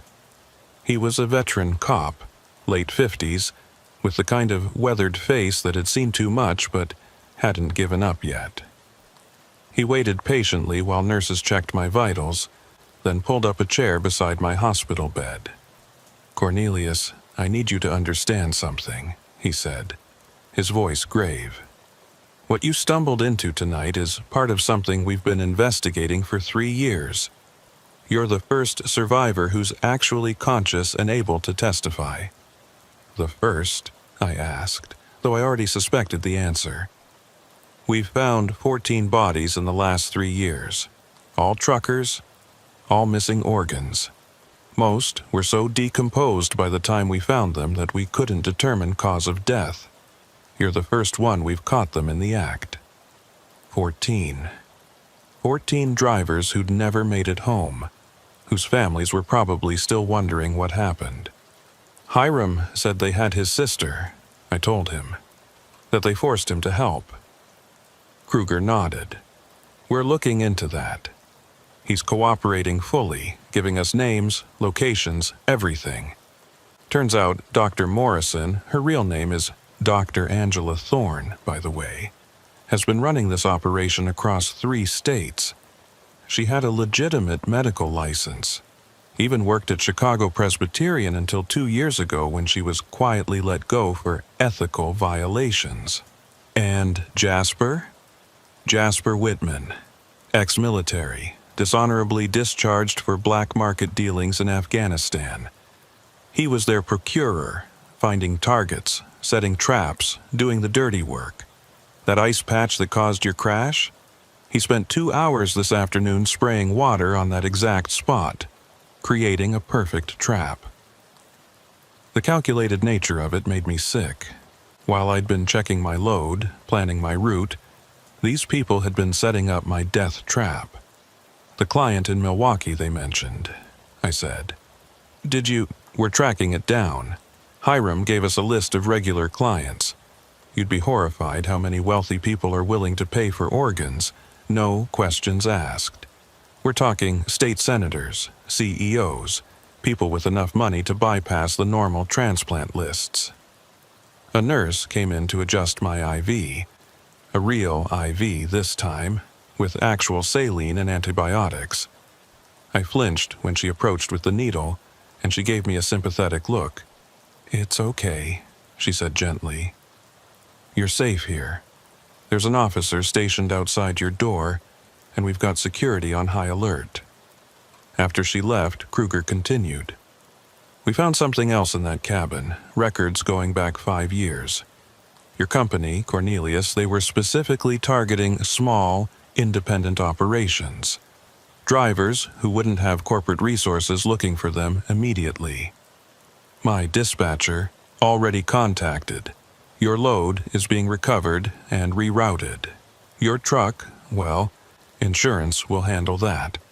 But you're alive, and that's what matters." I thought about my truck, lying on its side in the snow. 20 years I'd been driving, and this was how it ended. But Kruger was right. I was alive. "What happens now?" I asked. "Now, we build a case. Your testimony, combined with Hiram's cooperation and the evidence from the cabin, should be enough to put them away for life. But I need to be honest with you. Dr. Thorne has connections. Good lawyers, this won't be easy." Over the next few days, as I recovered in the hospital, the full scope of the operation became clear. The news media got hold of the story, and suddenly my face was on every channel. "Miracle Trucker Survives Organ Harvesting Ring," the headline screamed. Reporters camped outside the hospital, all wanting to hear my story. But what the media didn't report were the details that kept me awake at night. The coolers full of preserved organs that police found, labeled with dates and blood types like inventory in a warehouse. The other trucker on that gurney, identified as Robert Henley from Omaha, who'd been missing for 3 days. His family had been told he'd probably skidded off the road in the storm, that they'd find him when the snow melted. Hiram's sister was found, alive and unharmed, in an apartment in Gary, Indiana. She hadn't even known she was being used as leverage. The people watching her had told her they were friends of her brother, keeping her safe while he was away on business. The psychological torture they'd put Hiram through, making him believe she was in danger, was just another tool in their arsenal. I testified before a grand jury 2 weeks later. By then, I could walk without pain, though the memory of that night still made my hands shake. Dr. Thorne sat across the courtroom, dressed in an expensive suit, looking more like a respected physician than a monster who carved up truckers for profit. Her lawyer tried to paint me as confused, traumatized, possibly mistaken about what I'd seen and heard. But Hiram's testimony backed up everything I said. He'd kept records of his own, dates and names hidden in an encrypted file on his laptop. He knew that someday he might need evidence to save himself or his sister. That evidence included recordings he'd secretly made of Dr. Thorne discussing the organ sales, talking about clients, even joking about how easy it was to make truckers disappear. Jasper Whitman tried to cut a deal, offering to testify against Dr. Thorne in exchange for a lighter sentence.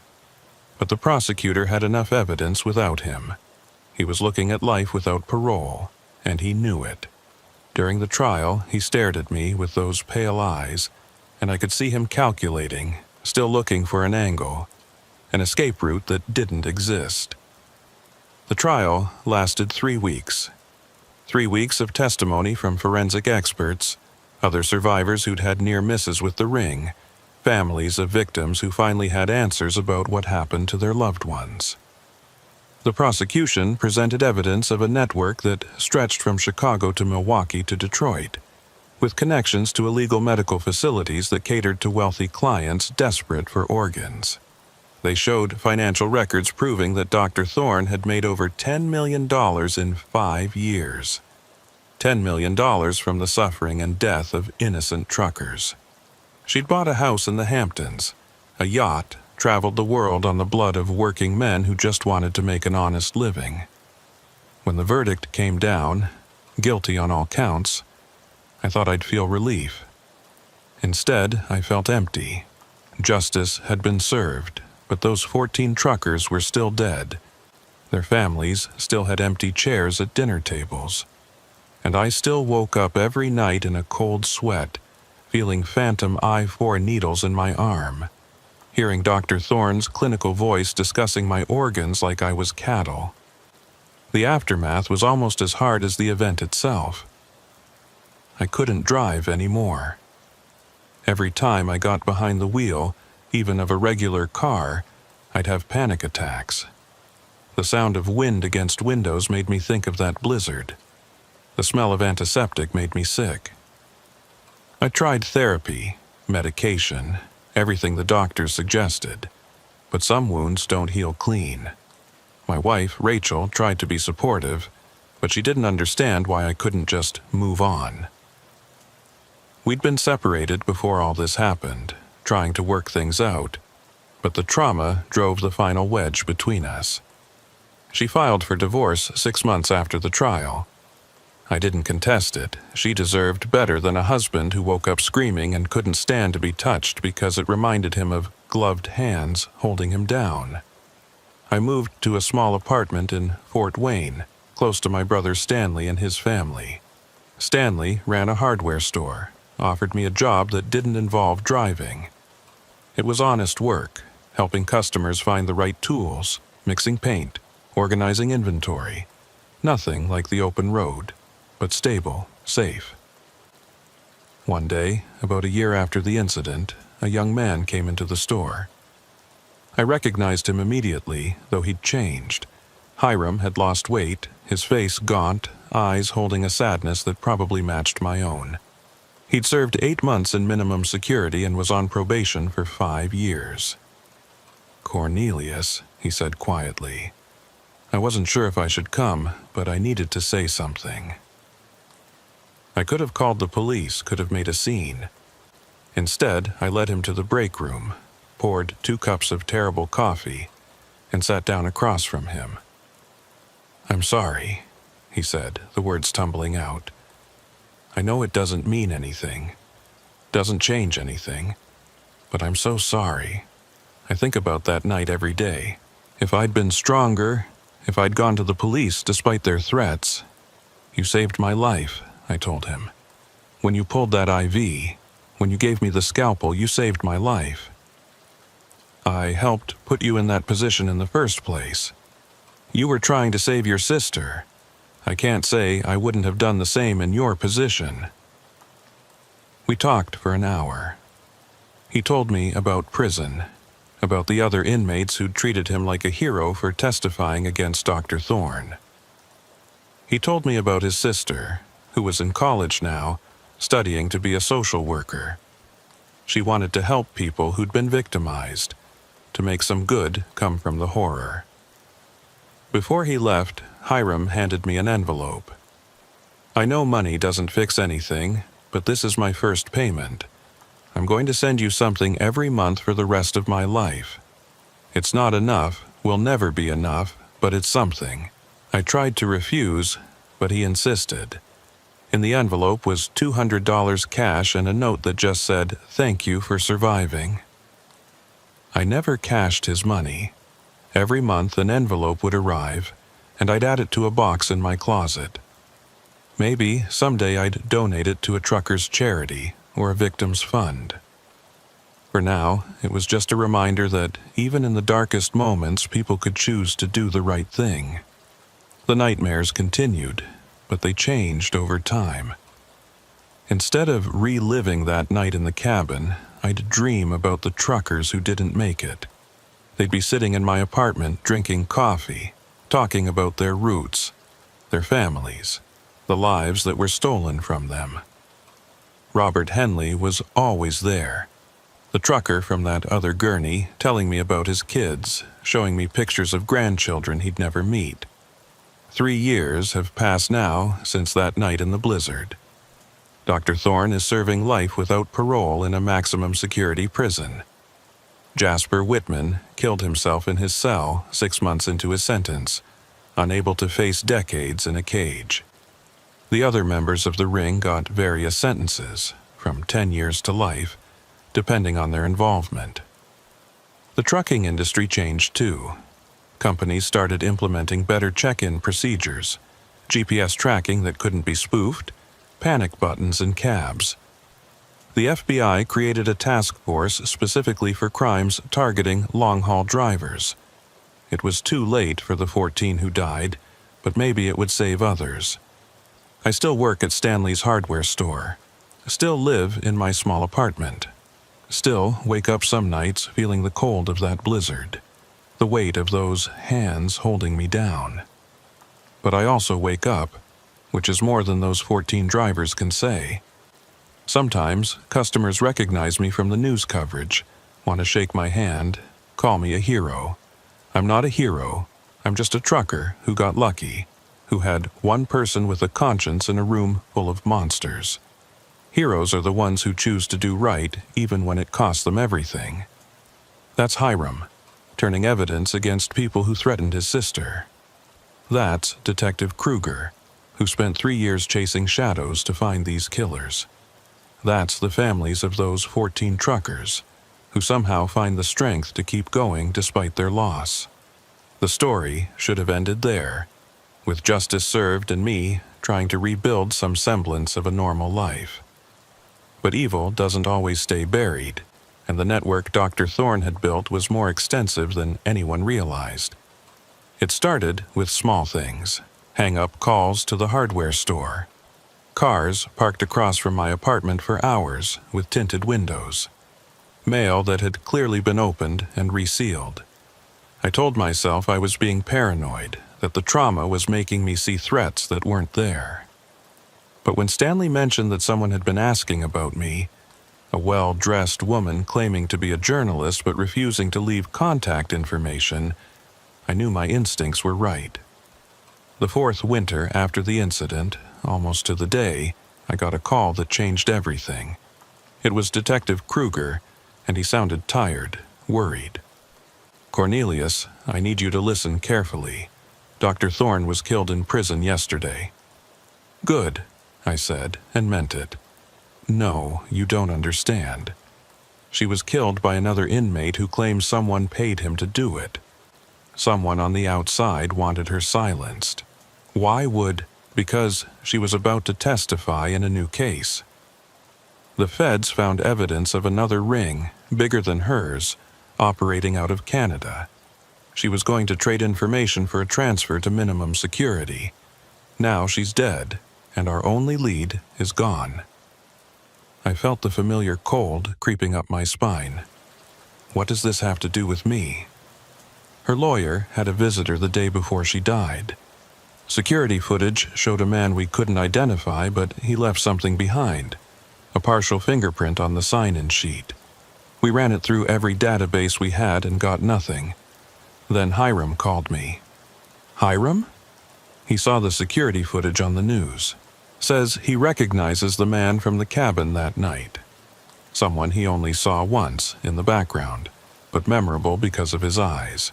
One blue, one green. Heterochromia. Ring any bells? I searched my memory of that horrible night, but so much of it was blurred by drugs and fear.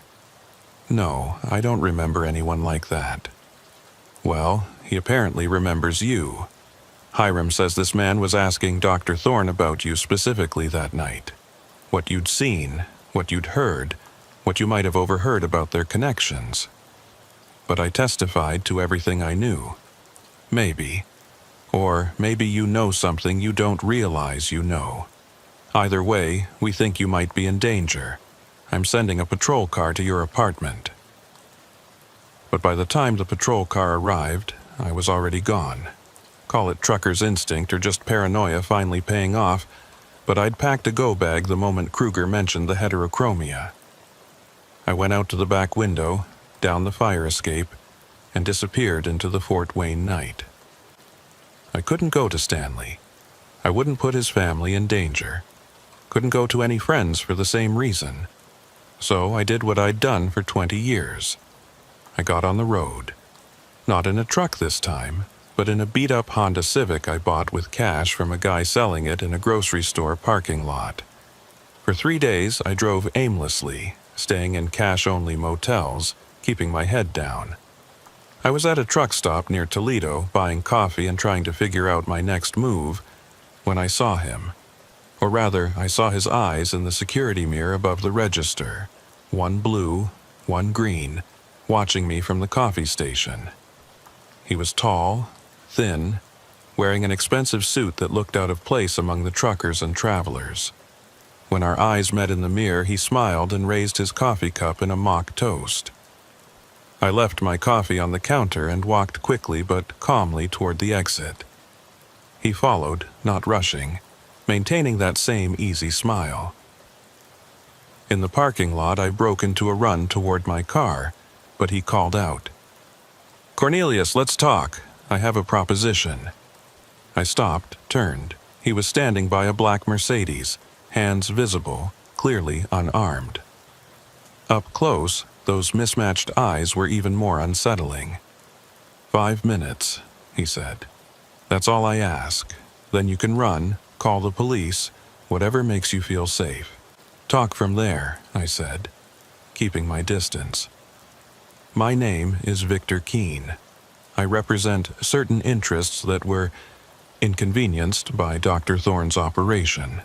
Not morally, you understand, but financially. She was sloppy, drew attention, made the entire industry harder to manage."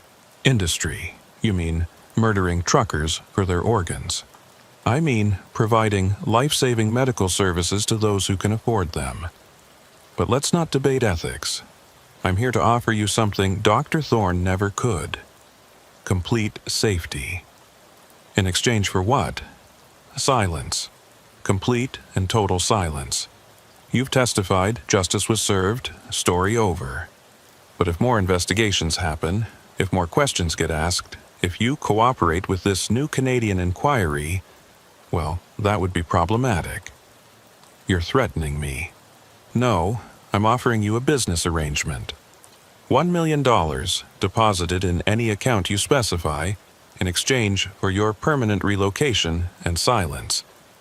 You disappear, we forget you exist, everyone wins. And if I refuse?" He sighed, pulled out his phone, and showed me a photo. It was Stanley's daughter, my niece, walking to school. The photo was dated yesterday. "Let me be clear," Victor said, his tone shifting from businesslike to ice-cold. "Dr. Thorne was an amateur who let emotion cloud her judgment. We are not amateurs. We don't need to harm you or your family. That's messy, draws attention. But we can make life very difficult. Stanley's business could fail. Your nephew could lose his college scholarship. Your ex-wife Rachel could have problems at her job. Death isn't the only threat, Cornelius. The FBI will protect them. The FBI couldn't protect Dr. Thorne in a maximum security prison. What makes you think they can protect civilians living normal lives?" He had a point, and we both knew it. The network he represented had resources, connections, patience. They could destroy lives without leaving fingerprints. "I need time to think," I said. 24 hours. Then I call you with account details." He handed me a burner phone. "Don't bother trying to trace it or record calls, and don't throw it away. It's how we'll know you're cooperating." He got in his Mercedes and drove away. leaving me standing in a truck stop parking lot, holding a phone that felt like a live grenade. I sat in my car for an hour, trying to think through options. Go to the FBI? They'd try to use me as bait, put my family at risk. Take the money and run? That made me complicit in future murders. Fight back somehow, against an organization with unlimited resources and no conscience. Finally, I called the one person who might understand, Hiram. He answered on the third ring. Cornelius? How did you get this number? Directory assistance still exists. Listen, I just met Victor Keene. Long silence, then, are you somewhere safe? For now. Don't take his deal. I know it seems like the only option, but it's not. Meet me tomorrow, noon, at the rest stop on I-69, mile marker 157. Come alone and watch for tails. Hiram, what's going on? There are others like us. Survivors, witnesses, people who've seen too much. We've been organizing, sharing information. Victor Keene and his network think they're untouchable, but they're wrong. We just need to be smart about how we fight them. This isn't a movie. These people have killed 14 truckers that we know about, probably dozens more. They're still doing it, just more carefully. Someone has to stop them. He was right. Taking Victor's money would make me safe, but it would damn every future victim. I thought about Robert Henley on that gurney, the 14 dead truckers, all the ones who might come after. I'll be there, I said. The next day, I arrived at the rest stop early, paranoid about ambush. But Hiram came alone as promised, driving a pickup that had seen better days. He looked healthier than when I'd last seen him. Stronger, more determined. There are 12 of us, he said without preamble. Survivors, family members of victims, even a few cops who've been pushed off cases. We share information, track patterns, build evidence. The FBI won't act without proof, so we're getting them proof. That's dangerous. So is doing nothing. Victor's network has killed at least 40 people that we can document. They're connected to organ trafficking rings in 6 countries. They own judges, cops, even federal agents, but they have one weakness. They think they're invisible. He pulled out a laptop, showed me spreadsheets, photographs, shipping manifests. The work of obsessive investigation, connecting dots law enforcement couldn't or wouldn't see. We tracked one of their operations to a warehouse in Buffalo, he said. They're moving organs through legitimate medical supply companies, hiding them in shipments of legal tissue samples. We have photos, recordings, everything. Then why haven't you gone to the authorities? We tried. The investigation got shut down from above. Someone warned them, and by the time police arrived, the warehouse was clean. That's when we realized we needed a different approach, which is public exposure. Media, internet, everywhere at once. Make it too big to cover up, too public to silence everyone involved. But we need more evidence, and we need someone they won't see coming. Me. You take Victor's deal, but you wear a wire. Get him talking, get him to admit to the murders, the network, everything. One good recording, and we can blow this whole thing open. It was insane. It was dangerous. It was probably going to get me killed. But I thought about those 14 truckers, about future victims, about my niece's photo on Victor's phone. Okay, I said, I'll do it. What followed were 3 days of preparation. Hiram had connections. A former FBI tech who provided surveillance equipment. A journalist ready to publish everything. A lawyer prepared to file federal charges the moment we had evidence. They taught me how to wear the wire, how to guide conversation, how to signal if I was in trouble. Victor called exactly 24 hours after our first meeting, as promised. I told him I'd take the deal, but wanted to meet in person to discuss details. He agreed, suggested a private dining room at an upscale Chicago restaurant. Public enough that I'd feel safe, private enough for real conversation. The day of the meeting, I was terrified. The wire felt obvious against my chest, like it was broadcasting "I'm wearing a wire" to everyone who looked at me. But I walked into that restaurant, was escorted to the private room, and found Victor already there sipping wine. "Cornelius," he said warmly, "I'm glad you've chosen the sensible path." "I want guarantees," I said, sitting down. "My family stays safe permanently." "Of course. We're not monsters, despite what you might think. We're businessmen providing a service.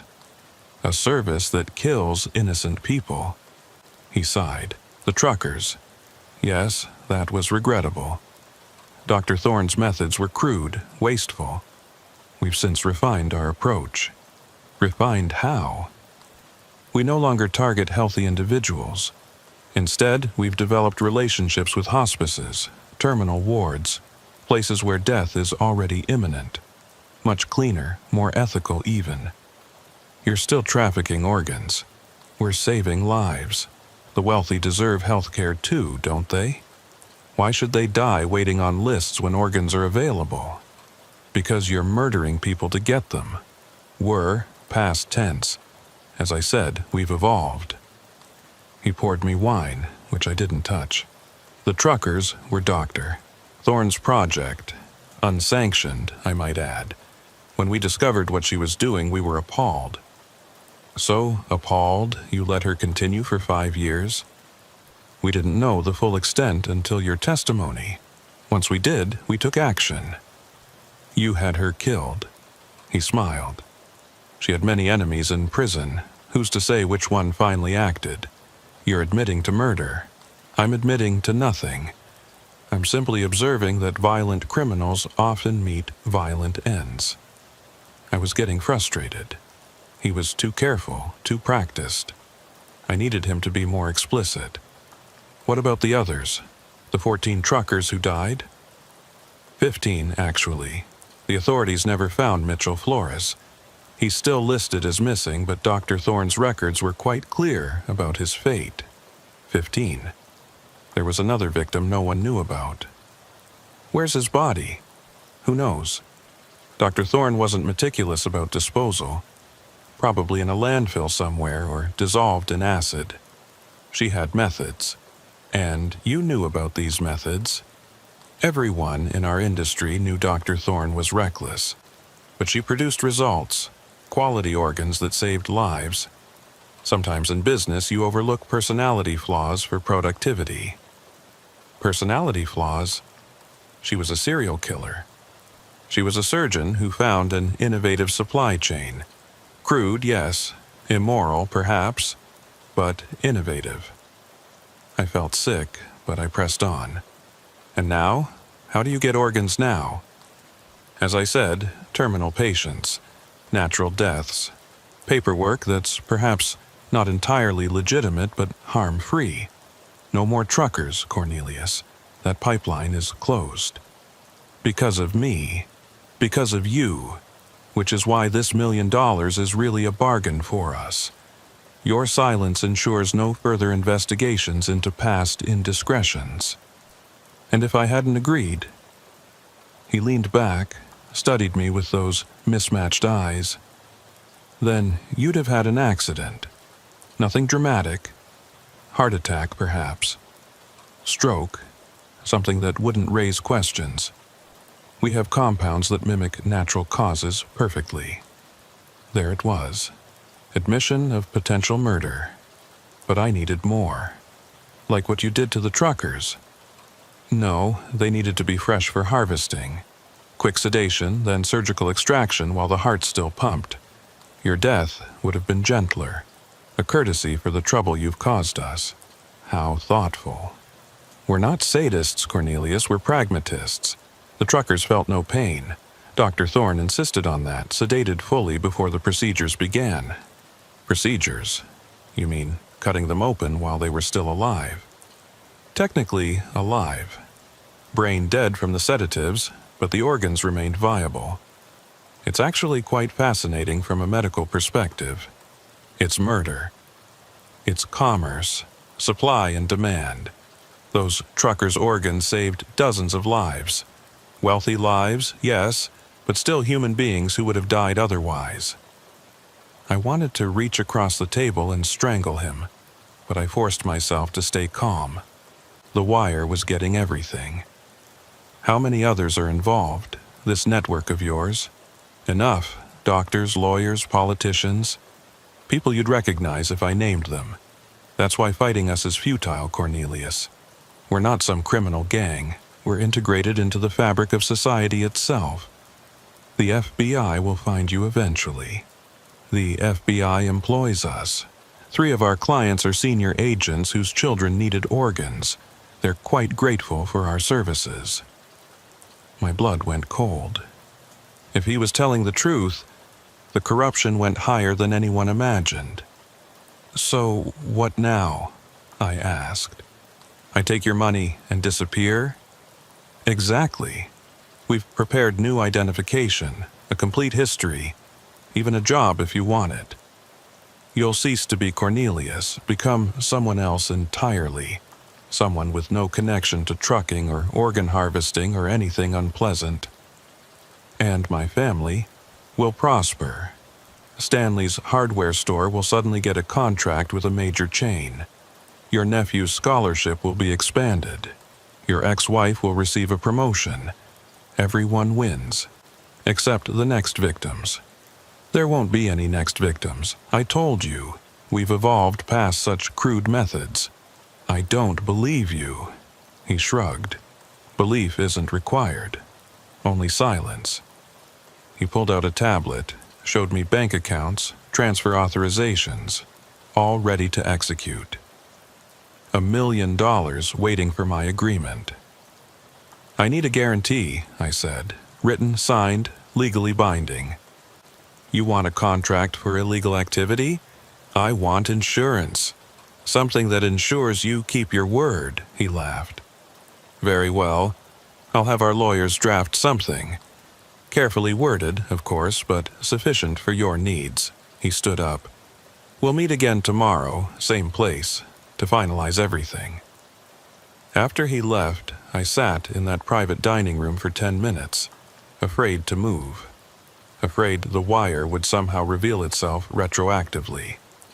Finally, I stood and walked out, trying to look casual despite the sweat soaking through my shirt. Hiram was waiting in a van 2 blocks away. The moment I got in, he asked, "Did you get it?" I pulled off the wire, handed it to the tech. Everything. Admission of murder, conspiracy, names of victims, even corruption in the FBI. The journalist, a woman named Patricia Knox, who'd been investigating organ trafficking for years, listened to the recording with tears in her eyes. "This is it," she said. "This breaks everything open." But I wasn't done. He mentioned Mitchell Flores, a 15th victim nobody knows about. We need to find his family, let them know. We will, Patricia promised. But first, we need to get this recording to people who can act on it. Real FBI, not the corrupted ones. How do we know who's clean? I have a contact, Hiram said. Agent Jennifer Maxwell. She's been investigating the organ rings independently, off the books because she suspects corruption in her department. She'll know what to do. That night, while Victor thought I was considering his contract, the recording was being copied, transcribed, and distributed to law enforcement agencies across 3 states. Patricia's story was written, ready to publish simultaneously in 6 major newspapers. The network that had seemed invincible was about to be exposed. The next day, I went to meet Victor as planned, but this time I wasn't alone. FBI agents, the clean ones, were positioned throughout the restaurant. State police surrounded the building. Everyone was ready. Victor arrived precisely on time, carrying a leather folder with what I assumed was the contract. He sat down, that same confident smile on his face. "Shall we conclude our business?" he asked. "Actually," I said, "I have a counteroffer." His smile faltered slightly. "Oh? Turn yourself in." Testify against the network. Take the deal the FBI is about to offer you." He started to stand, but the door opened and Agent Maxwell walked in, followed by 6 other agents. "Victor Keene," she said, "you're under arrest for conspiracy to commit murder, organ trafficking, and violation of federal medical regulations." He looked at me, those mismatched eyes showing surprise for the first time. "You wore a wire." "Yesterday, yes. Today I'm just the bait." As they cuffed him, he shook his head. "You have no idea what you've done. The people I work for, they don't forgive. They don't forget." "Neither do I," I said. "Neither do the families of 15 dead truckers." The arrest of Victor Keene triggered a cascade of investigations. Patricia's story hit the front pages, causing national outrage. Within a week, 43 people were arrested across 6 states. The network, so confident in its invisibility, crumbled as members turned on each other for plea deals. They found Mitchell Flores's remains based on records recovered from Victor's encrypted files. His family finally had closure after 2 years of wondering. I attended his funeral, stood with the families of all 15 truckers, and we mourned together. The trials took 2 years. I testified in 8 of them, each time reliving that night in the cabin, but also the conversation with Victor. His admission, captured clearly on the wire, became the key piece of evidence that brought down the entire network. Victor got life without parole. His lawyers, all complicit in the network, were disbarred and imprisoned. The corrupt FBI agents were exposed and prosecuted. The wealthy clients who'd bought organs were charged as accessories to murder. But the real victory came when Congress passed the Truckers' Protection Act, mandating panic buttons in all commercial vehicles, regular check-ins for solo drivers, and severe penalties for crimes targeting transportation workers. It wasn't enough, could never be enough, but it was something. I never did take Victor's $1 million, but I didn't need to. The Truckers' Benevolent Association raised funds for all the survivors and victims' families. It wasn't a fortune, but it was enough to start over. I moved back to Fort Wayne, went back to work at Stanley's hardware store. The nightmares still come, but less frequently. I still flinch at medical smells, still check mirrors obsessively, still feel phantom eye fours in my arm. But I also feel something else: pride. We'd done what seemed impossible. A group of traumatized survivors and grieving families had brought down a criminal network that owned judges and cops. We'd proven that ordinary people, when they stand together, can fight back against extraordinary evil. Hiram and I stay in touch. He's a counselor now, working with trauma victims. His sister graduated college, became a social worker as planned. She helps victims of human trafficking, turning her brother's nightmare into purpose. Detective Kruger retired last year, but not before seeing every member of the network convicted. At his retirement party, he pulled me aside and said, "You know what the real victory was? Not the convictions. It was proving that 15 truckers mattered, that their lives had value beyond their cargo." He was right. For too long, truckers had been invisible victims, their disappearances written off as accidents or abandonment. Now, everyone knew the truth. We weren't just statistics or acceptable losses, we were fathers, brothers, friends. We were human beings who deserved justice. As I write this, it's been 5 years since that blizzard. 5 years since Jasper's truck emerged from the snow to rescue me. I still drive sometimes, not trucks but regular cars, and every time I pass a semi on the highway, I think about the driver inside. Are they safe? Do they know about the panic button, the check-in procedures, the protections we fought to create? Most of all, I think about the 15 who didn't make it. Robert Henley, Mitchell Flores, and 13 others whose names are now engraved on a memorial at the Truckers' Hall of Fame. They didn't get to testify, didn't get to see justice served, didn't get to go home, But they're not forgotten. Their sacrifice exposed a horror that might have continued indefinitely. Saved future lives we'll never be able to count. That's the thing about survival. It comes with responsibility. The responsibility to bear witness, to fight back, to ensure the dead aren't forgotten. Every time I tell this story, every time someone reads about what happened, those 15 truckers live again in memory. The storm that night nearly killed me. Jasper and his network tried to harvest me like cattle. But I survived, and that survival became a weapon against them. Sometimes the best revenge isn't violence or hatred.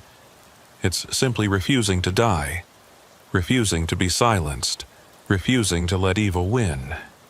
I still check weather reports obsessively, still avoid driving in blizzards, still feel my chest tighten when I see medical equipment. But I'm alive. I'm free. And somewhere out there, truckers are driving through the night a little bit safer because 15 of their brothers didn't die in vain. That's my story. Every word of it true, documented in court records and FBI files. It's a story of horror, but also of hope, of ordinary people facing extraordinary evil and winning, of justice delayed but not denied. If you're a trucker reading this, remember, trust your instincts. If someone seems too helpful, too convenient, too good to be true in bad weather, they probably are. Your life is worth more than any schedule, any cargo, any delivery deadline. And if you're ever outside Chicago in a blizzard and someone offers to help, make sure you can see both their eyes are the same color. It might just save your life. My name is Amos, and I've been hauling freight across the Midwest for 18 years. Started when I was 25, right after I got out of the military, and trucking became my whole life. The open road, the solitude, the steady paycheck. It all made sense to me in a way that civilian life never quite did after Afghanistan. By the time this story happened, in late October of last year, I thought I'd seen everything the job could throw at me. I was wrong. It was a Thursday afternoon when dispatch called me with an unusual request. I was already loaded up in Indianapolis, carrying a shipment of medical supplies bound for Milwaukee, when they asked if I could make an additional stop in Chicago. Some specialty medical equipment needed to be delivered to a research facility on the south side. The pay was exceptional, triple the normal rate for what should have been a simple 2-hour detour. The client's name is Ezekiel Marsh, the dispatcher told me. He runs a private medical research facility. Says it's extremely time-sensitive, some kind of experimental treatment that can't be delayed. I should have asked more questions. Should have wondered why a research facility would need a delivery at 11 p.m. on a Thursday night. Should have questioned why they were paying so much for what seemed like a routine drop-off. But I'd been driving for 16 hours already. I was tired, and the money was too good to pass up. My daughter Emma was starting college next year, and every extra dollar helped. The address they gave me was in an industrial district I'd never delivered to before. One of those areas that had been thriving in the 1960s, but had been slowly dying ever since. As I drove through the empty streets, my GPS kept trying to recalculate, confused by roads that existed on the map, but seemed to lead nowhere. Half the streetlights were out, and the ones that worked cast this sickly orange glow that made everything look diseased. The building itself was massive, a 6-story brick structure that took up an entire city block. According to the faded sign above the main entrance, it used to be St. Bartholomew's Hospital, established 1923, but it had clearly been abandoned for years. Windows were boarded up, graffiti covered the lower walls, and weeds grew through cracks in the parking lot. This couldn't be right. I double-checked the address, then triple-checked it. This was definitely the place. I tried calling the client, Ezekiel Marsh, using the number dispatch had given me. It rang once, Then a voice answered immediately, like he'd been waiting by the phone. "Amos, you're here? Excellent. I'll meet you at the loading dock on the east side of the building." His voice was cultured, educated, with just a trace of an accent I couldn't place. European, maybe, but filtered through years of American living. "Mr. Marsh, this building looks abandoned. Are you sure? Appearances can be deceiving. We maintain a low profile for security reasons. Valuable research, you understand. Please, the loading dock, east side." The loading dock was in better condition than the rest of the building, with newer concrete and functioning lights. As I backed my trailer up to the platform, a door opened and 3 men emerged. 2 were young, maybe mid-20s, wearing white lab coats that looked too clean, too new.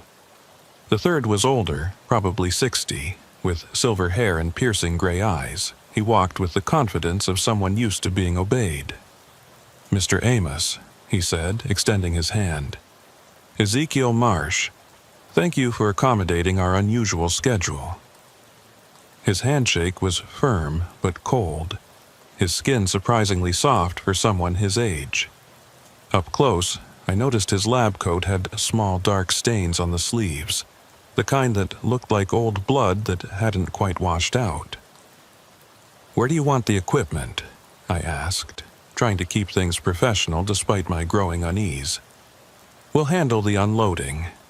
But first, there's been a slight complication. The freight elevator's temporarily out of service. We'll need to use the interior stairs, which means breaking down the larger items. Would you mind assisting? I'll add another $1,000 to your fee for the inconvenience." $1,000 to help carry some boxes upstairs? My radar was pinging hard now, but I thought about Emma's tuition and nodded. "Sure, I can help." The 2 younger men started opening my trailer, and I noticed they seemed to know exactly what they were looking for. They bypassed the Milwaukee shipment entirely, going straight to 3 specific crates marked with biohazard symbols. Those weren't on my manifest. I would have remembered biohazard materials. They required special documentation. "Hold on," I said. "Those crates aren't supposed to be here. They're not on my shipping list." Ezekiel smiled, but it didn't reach his eyes. "A clerical error, I'm sure. These are definitely ours, ordered through the usual channels. I can't release cargo that's not on my manifest. That's federal law." The smile faded. "Mr. Amos, we're conducting important medical research here.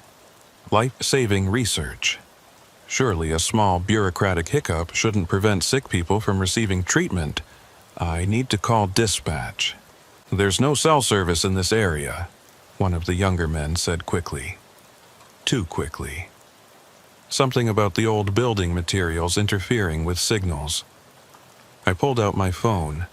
Full bars. 4G. I started to dial, but Ezekiel placed his hand over my phone. His touch was still cold, despite the warm evening. "Please," he said, and something in his tone changed. Became more urgent, almost desperate. "These supplies are critical. We have patients depending on them." "Patients? In an abandoned hospital?" "Not abandoned, repurposed. We operate a discreet facility for clients who require privacy." "What kind of clients?" "The kind who pay very well for experimental treatments not yet approved by the FDA. Surely you can understand the need for discretion." I looked at the 3 of them, then at the dark building looming above us. Every instinct I'd developed in 18 years of trucking and 4 years in Afghanistan was screaming at me to leave. But Ezekiel pulled out a roll of cash, peeled off $200 bills, and held them out to me. $2,000 extra. Just help us carry these crates inside. 30 minutes of work, maximum. I stared at the money. Emma's tuition, my mortgage, the truck repairs I'd been putting off. $2,000 for 30 minutes of work. "Just carrying boxes?" I asked. "Nothing more. You have my word." I took the money, shoved it in my pocket, and immediately regretted it. But I grabbed one end of the first crate while one of the younger men took the other. It was heavier than I expected, and something inside shifted when we lifted it.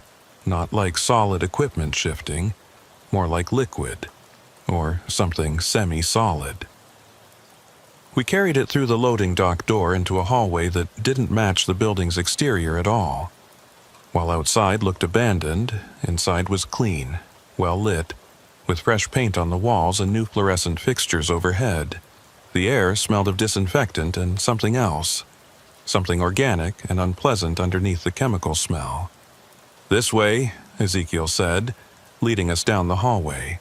We passed several doors, all closed, but I could hear things behind them. Machines humming, what sounded like running water. And once, just for a moment, something that might have been crying or laughing. It was hard to tell. "You renovated this place?" I asked, trying to make conversation and calm my nerves.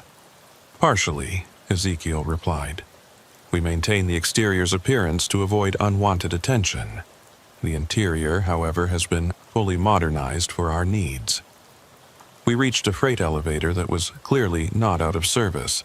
It was new, recently installed, with digital controls and a security keypad. Ezekiel typed in a code, and the doors opened with a soft chime. "I thought you said the elevator was broken," I said. "The main freight elevator," he said smoothly. "This is the secondary one. It has weight restrictions, hence the need to break down the shipment into smaller loads." We rode up to the 4th floor in silence. When the doors opened, the smell hit me immediately. Stronger here, that organic odor barely masked by industrial-strength disinfectant. The hallway stretched in both directions, lined with doors that had small windows at eye level. Some were dark, but others showed glimpses of light and movement inside. "Storage room 4B, Ezekiel said, leading us to the right. As we walked, I glanced through one of the lit windows and immediately wished I hadn't. The room beyond was set up like an operating theater, with surgical lights and equipment I couldn't identify. But what made me stumble was what was on the table. It was covered by a sheet, but the shape underneath was wrong. Too many angles, too many bulges in places where there shouldn't be any. "Eyes forward, please," Ezekiel said sharply. "Our research is confidential." We reached room 4B, and Ezekiel unlocked it with another keypad code. Inside was what looked like a legitimate storage area. Shelves lined with medical supplies, refrigeration units humming against one wall, boxes neatly labeled and stacked. We set the crate down, and I was ready to leave, but the younger men were already heading back for the next one. "2 more trips," Ezekiel said. "Then you're done." The second trip was worse because now I knew what to listen for. Behind those closed doors I could hear more sounds. Machinery definitely, but also voices. Muffled, indistinct, but definitely human. Some sounded like they were in pain.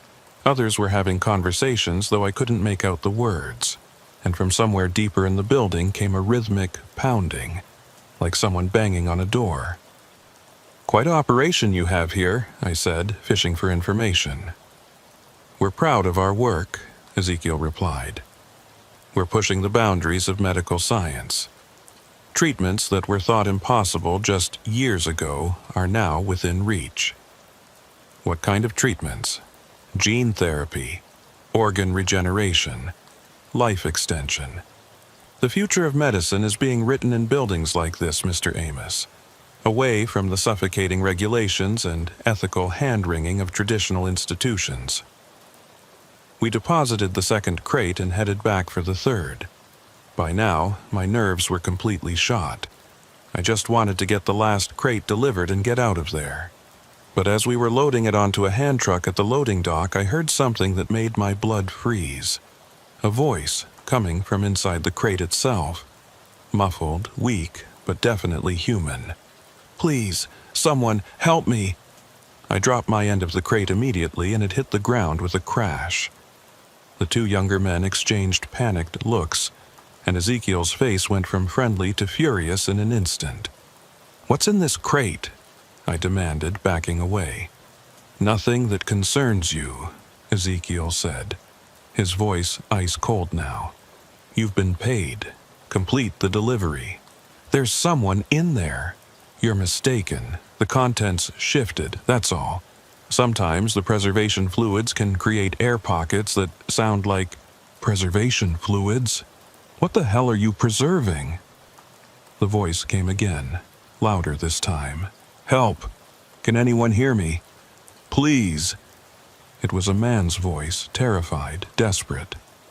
I moved toward the crate, but one of the younger men stepped in front of me. He'd pulled back his lab coat, revealing a pistol tucked into his waistband. "I think you should leave now," he said. "Not without knowing what's in that crate." "That would be inadvisable," Ezekiel said. He'd pulled out his phone and was typing something. "You have family, don't you, Mr. Amos? A daughter, Emma, starting at Northwestern next year. Pre-med, according to her social media. Very ambitious." My blood went cold. "How do you—" "We research everything, Mr. Amos, everyone. It's remarkable what you can learn with the right resources. For instance, your ex-wife Linda lives at 482 Maple Street in Naperville. Your daughter spends weekends there. They're probably asleep right now, safe and sound. It would be tragic if something were to disturb that peace. You're threatening my family? I'm encouraging you to make smart decisions. Walk away now. Forget what you think you heard, and everyone stays safe. Or continue asking questions and accept the consequences." The man in the crate was pounding now, screaming. The sound was horrible, desperate, the sound of someone who knew they were running out of time. I had to make a decision. My family's safety versus whoever was in that crate. It wasn't really a choice at all, was it? But then I thought about what kind of man I'd be if I walked away. What kind of father? What would I tell Emma when she asked me why I looked so haunted? How could I live with myself? "Let him out," I said. "Let him out and I'll leave. I won't say anything to anyone. Just let whoever's in there go." Ezekiel laughed, a sound without any warmth. "You really don't understand what you've stumbled into, do you? This isn't some small operation. We have clients across the country. Powerful clients. The kind who don't accept disappointment. I don't care about your clients. There's a person in that box." "Not for much longer," one of the younger men muttered, and the other one shot him a sharp look. That's when I made my move. 18 years of loading and unloading had kept me in shape, and 4 years in the military had taught me how to fight. I grabbed the hand truck and swung it like a bat, catching the armed man in the side of the head. He went down hard, the gun skittering across the concrete. The other young man lunged at me, but I'd already grabbed a crowbar from my truck's toolkit. I caught him in the stomach, doubling him over, then pushed past him toward the crate. Ezekiel was backing away, still typing on his phone, probably calling for help. I jammed the crowbar into the crate's lid and started prying. The wood splintered, revealing some kind of complex locking mechanism underneath. But I could see air holes now, and fingers pushing through them, desperate, grasping. "Hold on," I shouted. "I'm getting you out." "Behind you," the voice inside warned. I spun just as the man I'd hit with the hand truck was getting up, reaching for his gun. I threw the crowbar at him, making him duck, then rushed him. We went down together, wrestling for the weapon. He was younger, but I was bigger, and desperation gave me strength. I managed to get the gun away and scrambled to my feet, pointing it at all three of them. "Open the crate," I ordered. "You have no idea what you're doing," Ezekiel said. "The person in there isn't who you think they are. They're not innocent. I don't care. Open it." Ezekiel nodded to one of his men, who pulled out a keycard and swiped it across a reader on the crate's lock. There was a beep, then a click, and the lid popped open. The man inside sat up gasping, his face pale and sweaty, his clothes soaked with some kind of clear fluid. He was middle-aged, balding, wearing what looked like a hospital gown. His arms were covered in injection marks, and there was a bandage around his head that was seeping blood. "Thank God," he gasped. "Thank you. I thought I was going to die in there." "Who are you?" I asked, keeping the gun trained on Ezekiel and his men. "My name is Dr. Harold Crenshaw. I was a researcher here, until I found out what they were really doing, which is, they're not conducting medical research. They're harvesting, taking organs, tissue, bone marrow from living subjects, some voluntary, desperate people who need money. Others," he looked at me with haunted eyes, "others aren't so willing." "You're delusional," Ezekiel said calmly. "Dr. Crenshaw suffered a psychotic break. We were transporting him to a psychiatric facility for treatment." "In a shipping crate?" I asked. "He became violent. It was for his own safety." Dr. Crenshaw laughed bitterly. "My own safety? You were taking me to the disposal site. I know too much. Just like Dr. Patterson knew too much. And Nurse Williams. And all the others who asked too many questions." "We need to go," I said to Crenshaw. "Can you walk?" He nodded, climbing out of the crate on shaky legs. "There are others," he said. "Other people in the building. Patients, subjects, whatever you want to call them. We can't leave them." "We're leaving now," I said, backing toward my truck while keeping the gun on Ezekiel. "You won't make it 2 blocks," Ezekiel said. "I've already alerted security. They'll be here in minutes." As if on cue, I heard vehicles approaching, multiple engines coming fast. We had maybe 30 seconds before they arrived. "Get in the truck," I told Crenshaw, but he was shaking his head. "I can't leave them. Room 3C. There's a young woman there, Sarah. She's only 22. They took her kidney last week and they're planning to take the other one tomorrow. And room 3F, there's a man named James.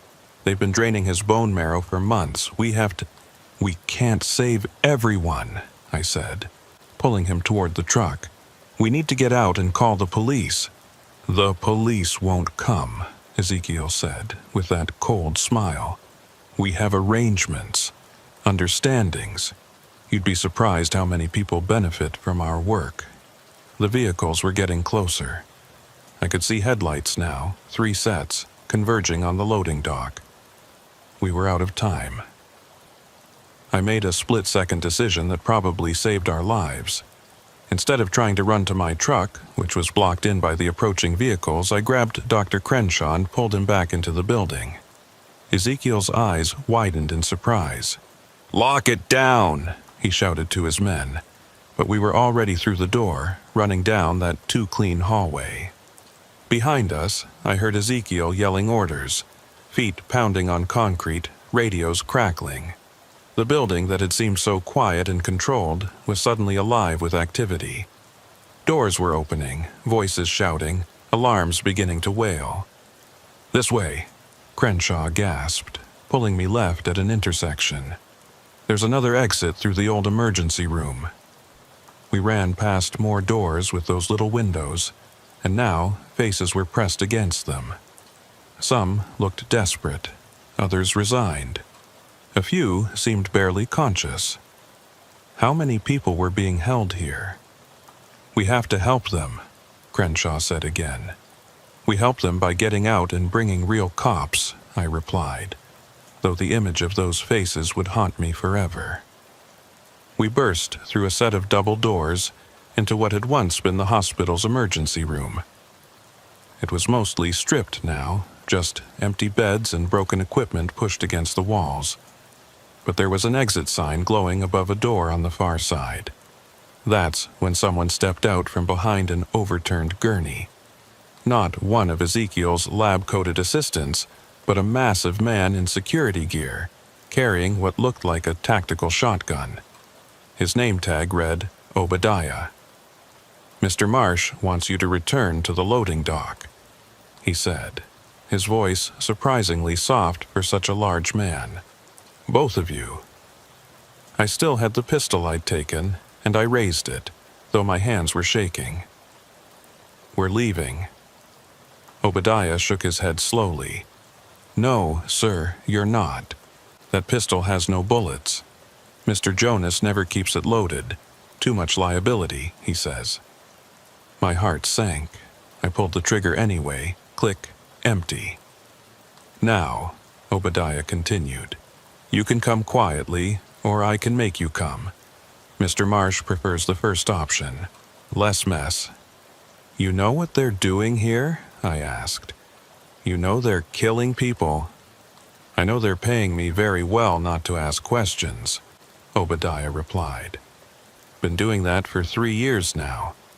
Not about to stop because some truck driver got curious."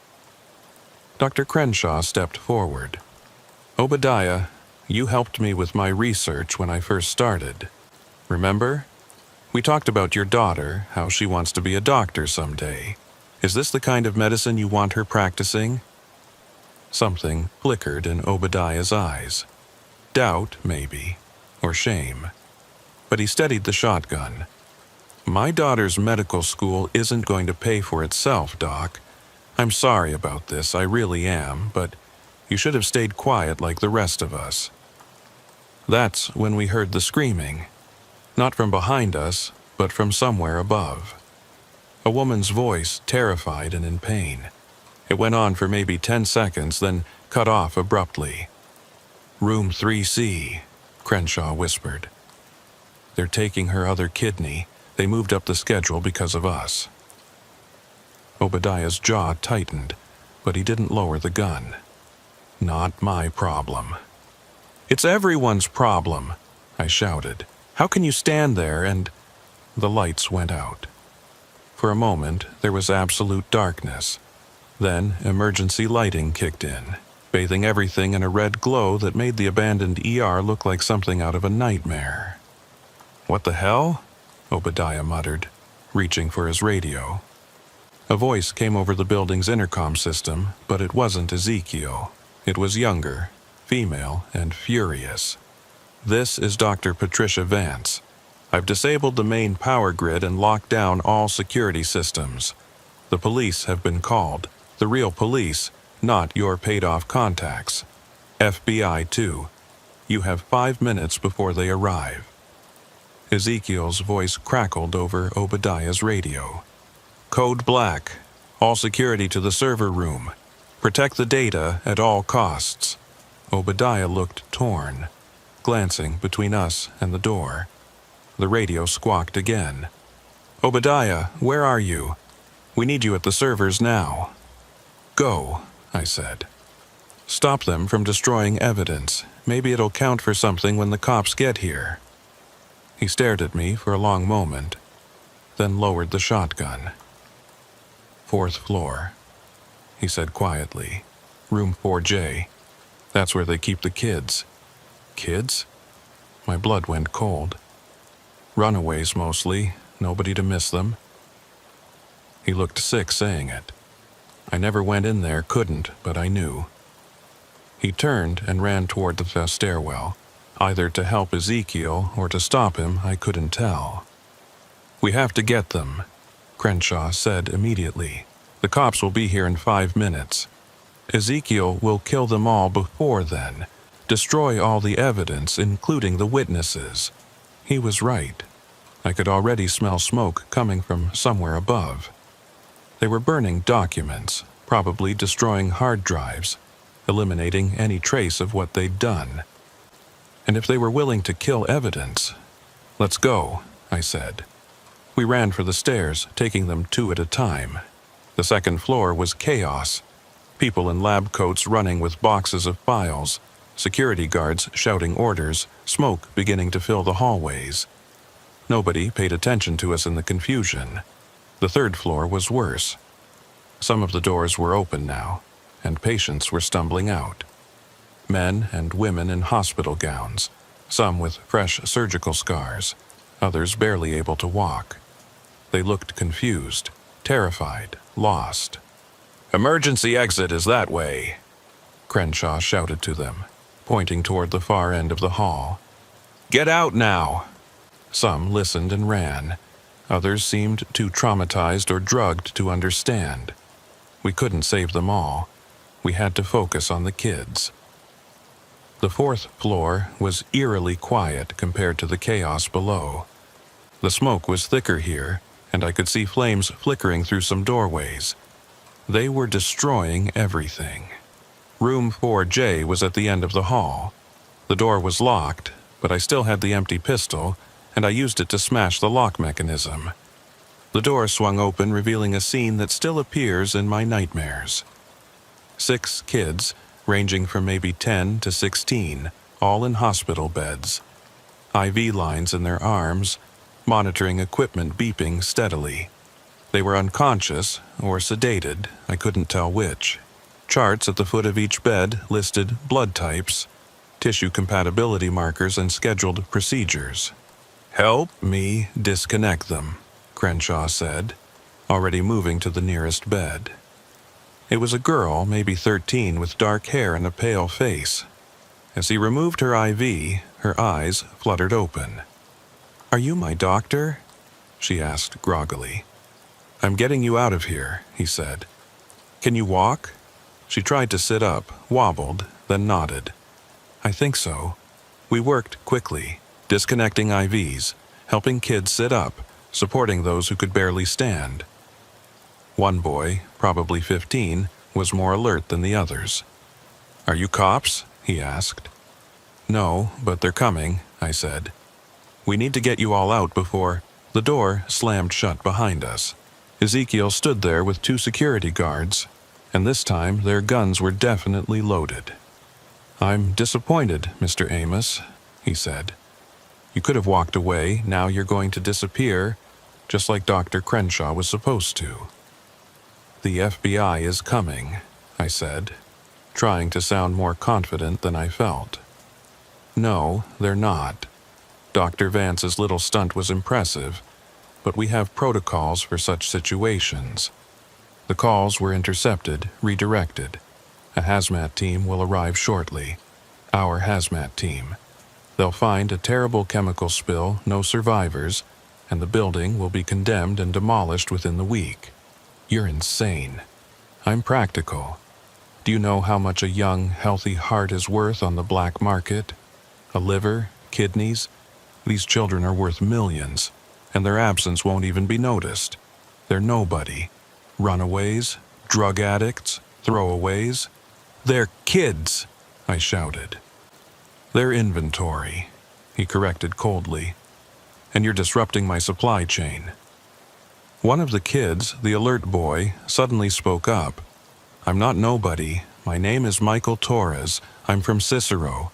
My mom's name is Maria, and she's looking for me. She never stopped looking." The girl Crenshaw had woken added, "I'm Jennifer Huang. I have a sister. She thinks I'm dead, but I'm not." One by one, the other kids started saying their names, their voices getting stronger. David, Ashley, Carlos, Brittany. They weren't inventory, they were people, and they were done being silent. Ezekiel's face twisted with annoyance. "Enough! Sedate them all. We'll move them to the backup facility." That's when everything happened at once. The window behind Ezekiel exploded inward. Not from a gunshot or explosion, but from a fire axe wielded by someone outside. A woman in a lab coat climbed through. Dr. Patricia Vance, I assumed. She was younger than I'd expected, maybe 30, with fierce eyes and blood on her hands from the broken glass. "The real FBI is here," she announced. "I sent the evidence directly to their cybercrimes division. Locations of all your facilities, client lists, financial records, everything." Ezekiel spun toward her, and I took my chance. I grabbed a metal IV stand and swung it like a club, catching one guard in the knee. He went down, screaming. Crenshaw, showing more courage than I'd expected, tackled the other guard's legs. Ezekiel pulled out a small pistol, but Patricia was already moving. She had a syringe in her hand, and she plunged it into his neck before he could aim. He dropped the gun, his eyes going wide. "Succinylcholine," she said calmly. "Paralytic agent. You'll be fully conscious, but unable to move for the next 20 minutes. Long enough for the authorities to arrive." Ezekiel collapsed, his eyes darting frantically but his body completely still. The guards were down, one unconscious, the other moaning and clutching his knee. "We need to go," Patricia said. "I set fires in the lab areas to destroy their biological samples, but it's spreading faster than I planned." We could hear sirens now, real ones, getting closer. But we could also hear the building groaning, feel the heat rising through the floors. We had minutes, maybe less. "Can they walk?"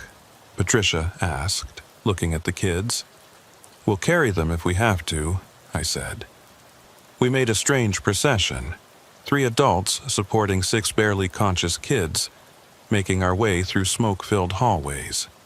Other patients had found their way out of their rooms and were following us, a growing crowd of the wounded and traumatized. The stairwell was full of smoke. We couldn't see more than a few feet ahead, and the kids were coughing, struggling to breathe. I picked up the smallest one, a girl who couldn't have been more than 11, and carried her. Crenshaw and Patricia each supported 2 others, while Michael, the most alert, helped guide the last one. 3 floors, 2 floors. The heat was getting worse, and I could hear the fire spreading above us, eating through the old building's bones. We burst through the first-floor door into the main lobby, where chaos reigned. FBI agents in tactical gear were pouring through the front entrance. Some of Ezekiel's security guards were surrendering, hands up, while others were trying to flee through side exits. Paramedics were setting up triage areas, and firefighters were running hoses into the building. "We've got kids here," I shouted. "They need medical attention." Paramedics rushed over, taking the children from us, checking vitals, starting oxygen. I watched them work, making sure each kid was accounted for, each name recorded. They weren't going to disappear again. An FBI agent approached me, weapon drawn but not aimed. "Are you Amos?" I nodded, suddenly exhausted. "We need to debrief you immediately. You're the primary witness to—" "Ezekiel Marsh is on the 4th floor," I interrupted. "Room 4J.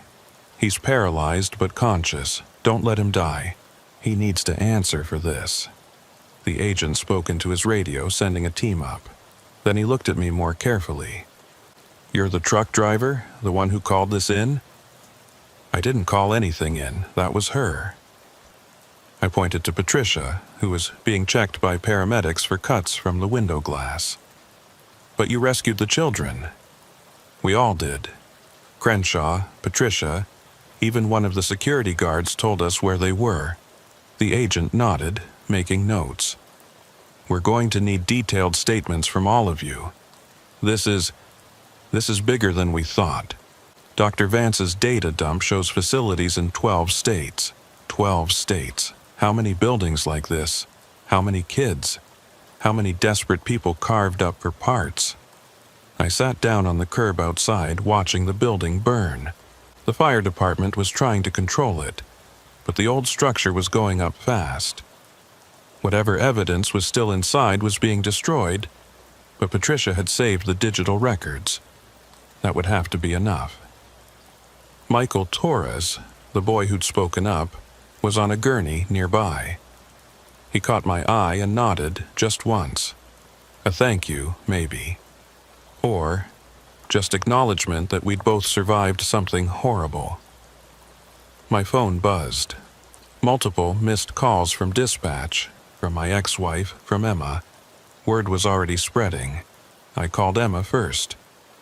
"Dad, Are you okay? The news is saying something about a human trafficking ring in Chicago and a truck driver who—" "I'm okay," I said, though I wasn't sure that was true. "I'm safe." "Did you really save those kids?" I thought about how to answer. I hadn't meant to save anyone. I just wanted to deliver my cargo and go home. But sometimes life doesn't give you that choice. Sometimes you have to decide in a moment whether to be the person who walks away or the person who does something. "Yeah," I said finally. "I guess I did." The next 3 months were a whirlwind of FBI interviews, grand jury testimonies, and media attention I never wanted. The story exploded across every news outlet in the country. Trucker discovers organ harvesting ring. Children rescued from medical trafficking operation, the Chicago Horror Hospital. They all wanted interviews, book deals, movie rights. I turned them all down. I just wanted to go back to driving my truck and forget any of it happened. But you can't forget something like that. You can't unsee those kids in their beds, can't unhear the desperation in Dr. Crenshaw's voice when he was trapped in that crate. The FBI assigned me a protection detail after they started arresting people connected to Ezekiel's network. Turns out he wasn't lying about having powerful clients. 3 state senators, a federal judge, 2 hospital administrators, and a pharmaceutical executive were all indicted. The trials were scheduled to begin in January, and I was going to be the star witness. The prosecution said my testimony, combined with Dr. Patricia Vance's data dump and the physical evidence recovered from the building, would ensure convictions. But Ezekiel himself was a problem. The paralytic drug Patricia had injected him with had caused complications. He'd had a stroke while in custody, leaving him partially paralyzed and unable to speak clearly. His lawyers were arguing he was incompetent to stand trial, that his condition made it impossible for him to assist in his own defense. It was bullshit. His eyes were still sharp, still calculating, but it was slowing everything down. Meanwhile, the kids we'd rescued were recovering in various foster homes and facilities. Michael Torres had been reunited with his mother, and the video of their reunion had gone viral. Jennifer Huang's sister had flown in from Seattle, sobbing when she saw her. The others were slowly piecing their lives back together with counseling and medical care. But there were complications. Medical complications. Whatever had been done to those kids in that building had left lasting damage. They all had organ damage to varying degrees, compromised immune systems, psychological trauma that might never fully heal. The youngest girl, the one I'd carried down the stairs, had developed kidney failure and needed dialysis 3 times a week. Dr. Crenshaw, who'd become something of a friend through all this, explained it to me one day over coffee. They were being systematically prepared for harvesting, small doses of immunosuppressants to make their organs more viable for transplant, careful monitoring of their blood chemistry, selective damage to create scarcity. Scarcity? If a child has 2 healthy kidneys, you might wait for the perfect buyer. But if one kidney is failing, suddenly the other becomes much more valuable. Supply and demand, even in horror. I wanted to throw up. How could you work there? How could you not know? He stared into his coffee. I did know. Part of me anyway. But I told myself I was doing legitimate research, that the subjects were volunteers, that the children were just runaways being given medical care. I was very good at lying to myself until I couldn't anymore. What changed? I found out about the disposal protocols. What happened to subjects who were no longer useful? There's a crematorium in the basement, industrial grade. They were burning evidence, literally. That's when I tried to leave, and that's when they decided I knew too much. We sat in silence for a while. Then he said something that chilled me more than anything else in this whole nightmare. It's not over, you know. Ezekiel's operation was just one tentacle of something much bigger. The demand for organs hasn't gone away. The wealthy clients haven't stopped needing transplants. Someone else is already filling the void. He was right. 2 weeks later, the FBI raided a warehouse in Detroit and found a similar operation. A week after that, another in St. Louis. The network was like a hydra. Cut off one head, 2 more appeared. And the really terrifying part was how professional it all was. These weren't back-alley criminals. They were doctors, nurses, people with medical degrees and hospital experience. I tried to go back to work, but it was impossible. Every time I got a call for a delivery to a medical facility, I'd break out in a cold sweat. Every time I saw an abandoned building, I wondered what might be happening inside. My employer was understanding at first, but after I turned down the 5th delivery in a row, they had to let me go. "I'm sorry, Amos," my dispatcher said, "but we need drivers who can actually drive." I understood, but understanding didn't pay the bills. My savings were running out, Emma's tuition was due, and I was sleeping maybe 3 hours a night on a good day. The protection detail had been reduced to periodic check-ins after no credible threats materialized, but I still jumped every time someone knocked on my door. That's when I got an unexpected call. It was Obadiah, the security guard from the building. He was calling from federal prison where he was serving 5 years for conspiracy charges. He'd cooperated with authorities, testified against Ezekiel's network, but he'd still been part of it. "I know I have no right to ask you for anything," he said, his voice tinny through the prison phone system. "But I need to tell you something. There's another facility, one the FBI doesn't know about." My hand tightened on the phone. "Where?" "Gary, Indiana. Old steel mill on the south side. Ezekiel mentioned it once when he thought I wasn't listening. Said it was the backup location if Chicago ever got compromised." "Why are you telling me this?" "Because I see those kids' faces every night when I close my eyes. Because my daughter won't talk to me anymore. Because maybe if I help stop this, it'll mean something. Tell the FBI." I did. They said without concrete evidence they can't get a warrant. An old steel mill in Gary describes about 20 buildings, but I remembered something else. Ezekiel had a partner, someone he only referred to as the surgeon.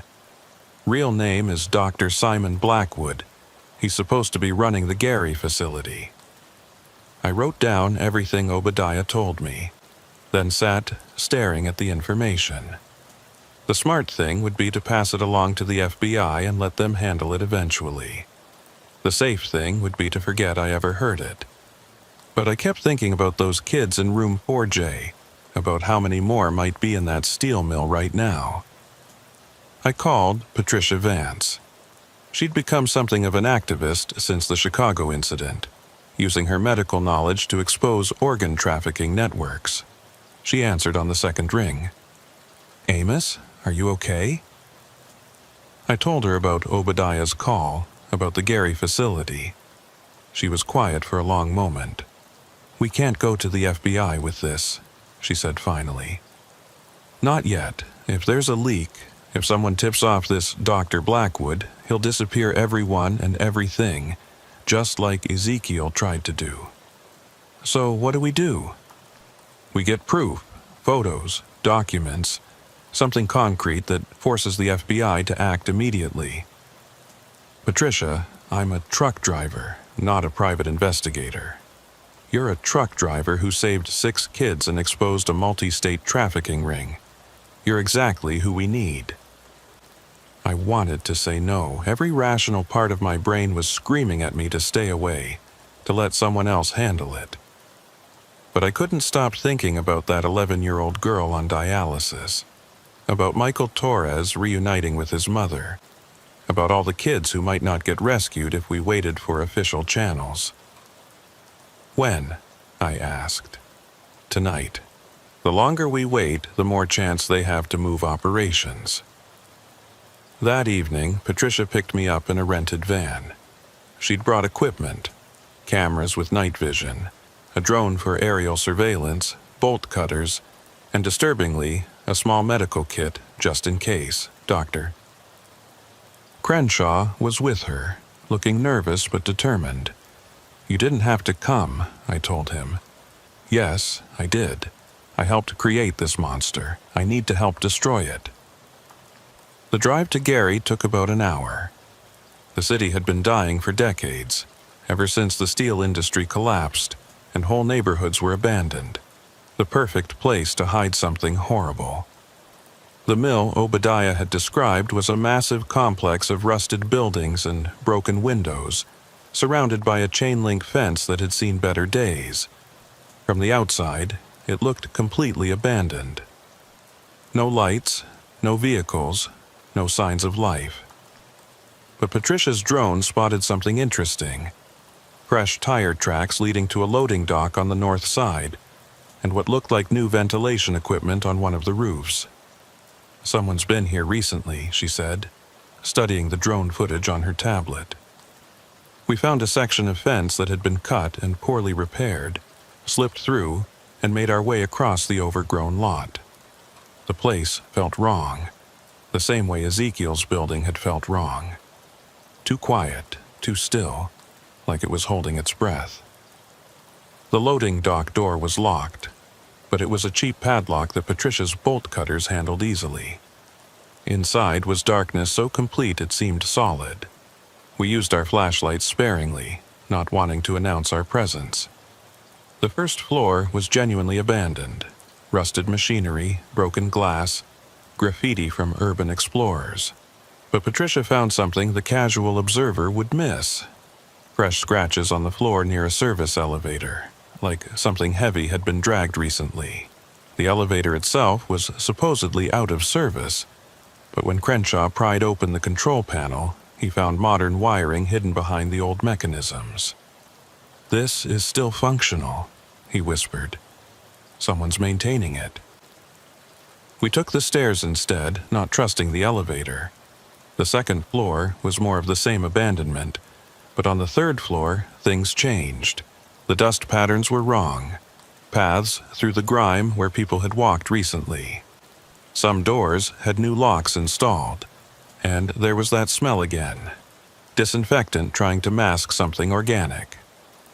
Patricia was documenting everything with her camera when we heard it. Voices coming from somewhere above. We froze, listening. It was muffled, but definitely human speech. Multiple people having a conversation.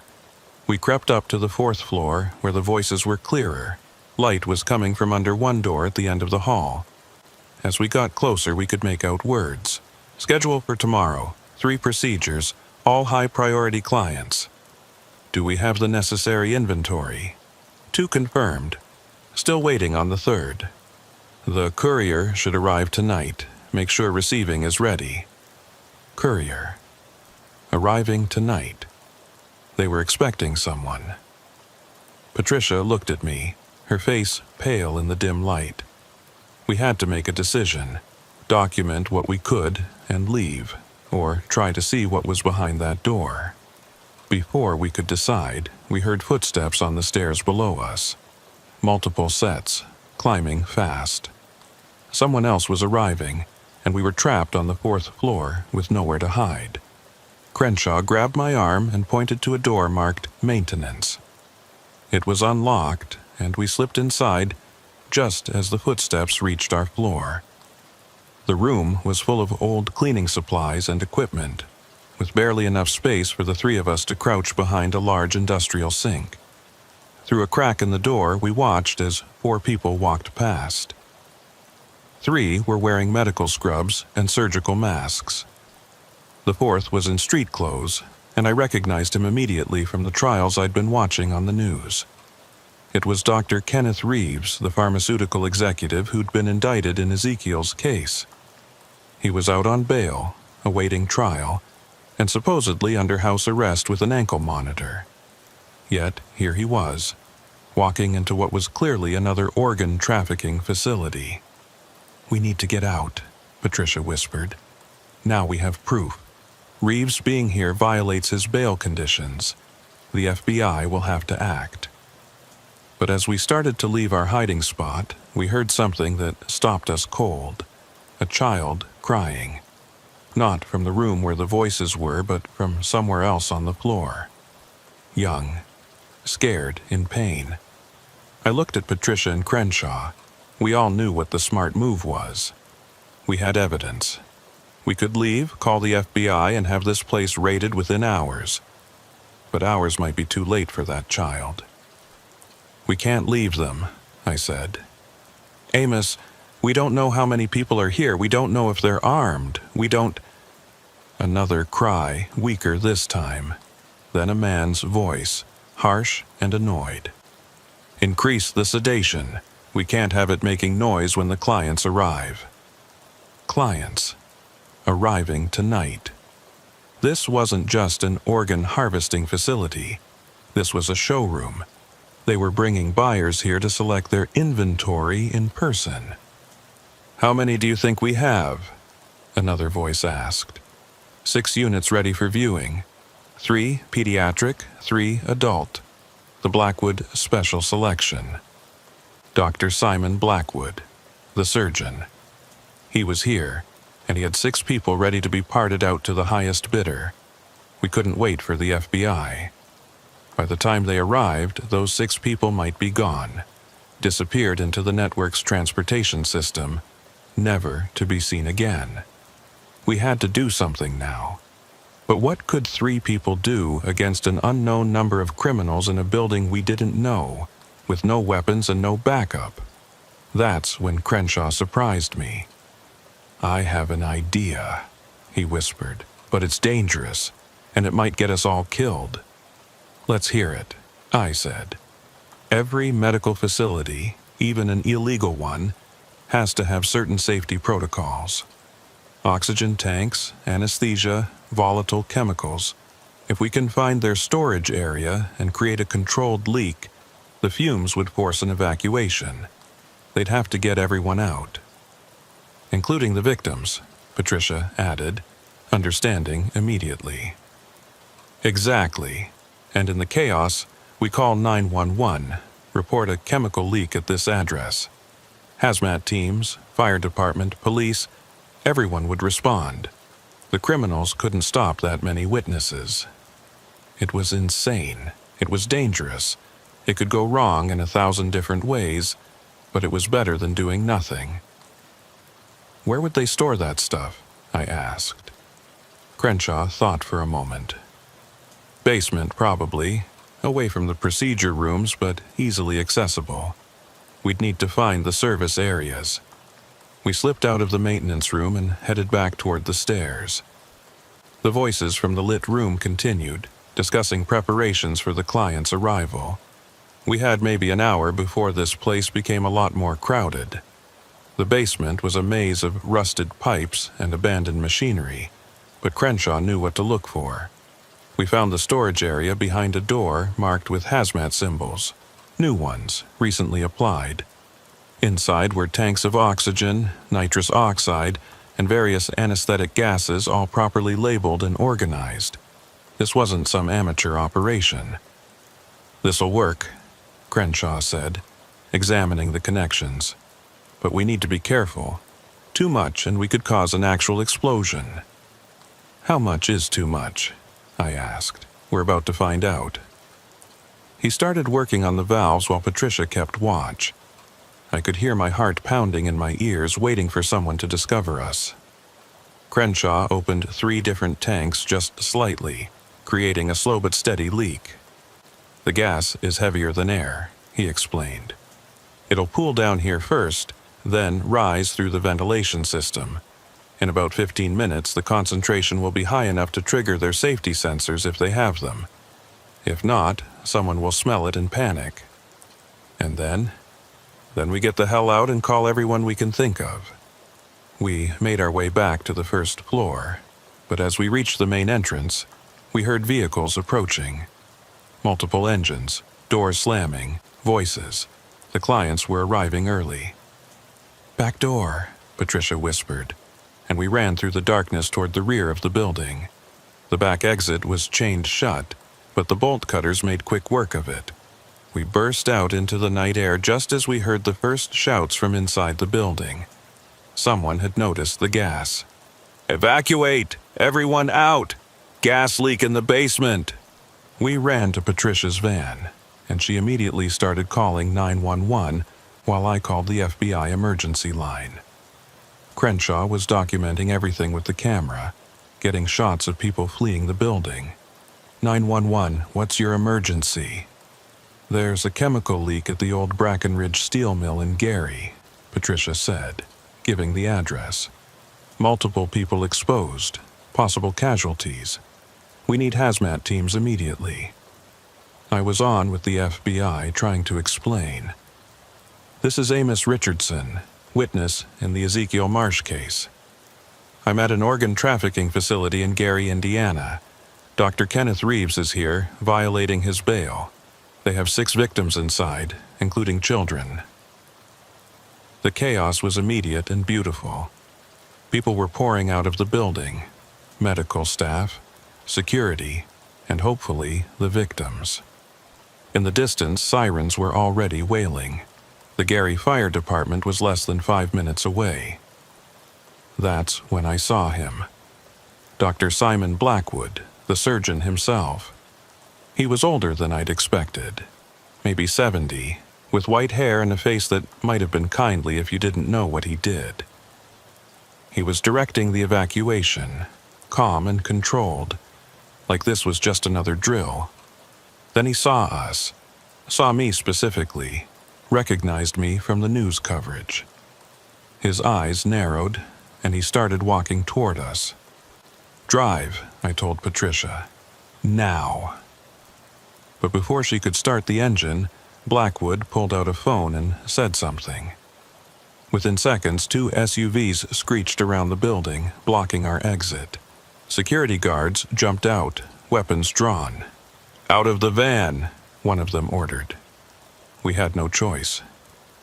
As we climbed out, hands raised, Blackwood approached. Up close, his eyes were the coldest thing I'd ever seen, like looking into an empty freezer. "Mr. Richardson," he said calmly, "the famous truck driver, you've cost our organization quite a bit of money." "The cops are coming," I said. "Yes, responding to a gas leak. They'll find a few safety violations, perhaps some questionable medical equipment, but nothing criminal. We've been through this before. The FBI knows Reeves is here. Dr. Reeves is receiving emergency medical treatment for exposure to toxic fumes, hardly a violation of his bail conditions." He'd thought of everything. Just like Ezekiel, he had contingencies, explanations, ways to make the horrible seem mundane. "What about the victims?" Patricia demanded. "The 6 people you were about to sell." Blackwood smiled, and it was worse than his cold eyes. "What victims? We're a private research facility. Any patients here are volunteers in clinical trials, fully documented and compensated." That's when we heard the explosion. Not huge, not the whole building, but enough. One of the upper floor windows blew out, flames licking at the night sky. Either the gas concentration had gotten too high, or someone had been stupid enough to light a cigarette. "No!" Blackwood shouted, his calm finally cracking. "The specimens! Get them out!" His security guards looked torn between holding us and helping with the evacuation. That moment of hesitation was all we needed. Fire trucks were screaming into the lot, firefighters jumping out, taking command of the scene. Police cars followed, then ambulances. A firefighter in full gear approached us. "Is anyone still inside?" "Yes," I shouted before Blackwood could speak. "4th floor. There are victims who can't walk on their own. They're being held." "He's confused," Blackwood interrupted. "The gas exposure. I'm not confused.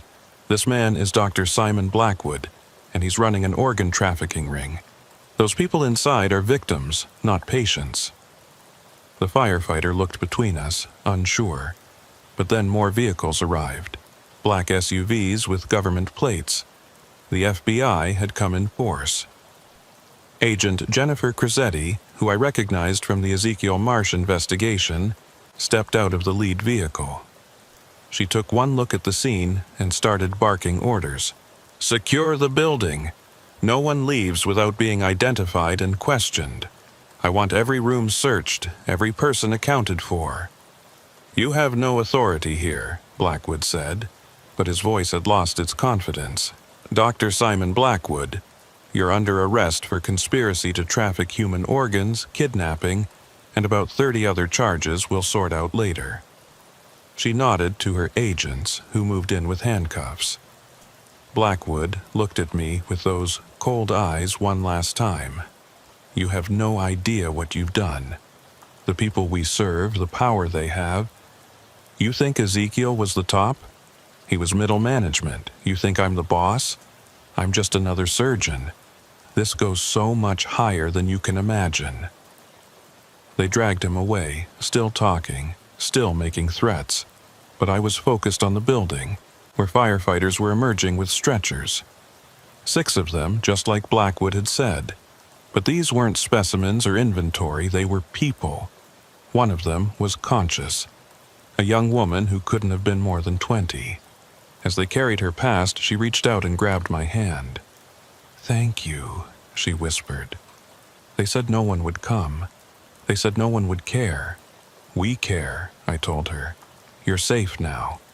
The next hours were controlled chaos. The building was searched top to bottom, revealing a fully functional operating theater, holding cells, and enough evidence to put everyone involved away for life. Dr. Reeves tried to claim he was there for legitimate business, but the surveillance footage Patricia had captured showed him discussing inventory and procedures. 17 people were arrested that night, including 3 doctors, 5 nurses, and various support staff. The 6 victims were all taken to hospitals, where it was discovered that 3 were on the schedule for organ removal within the next 24 hours. We'd literally saved them with hours to spare. Dr. Crenshaw was treated for smoke inhalation, but was otherwise fine. Patricia's documentation proved invaluable to the prosecution. And me? I sat in that parking lot until dawn, watching them process the scene, making sure it was really over. But Blackwood's words haunted me. "This goes so much higher than you can imagine." The trials took 2 years. Ezekiel Marsh died in prison before his could conclude, the stroke finally claiming him.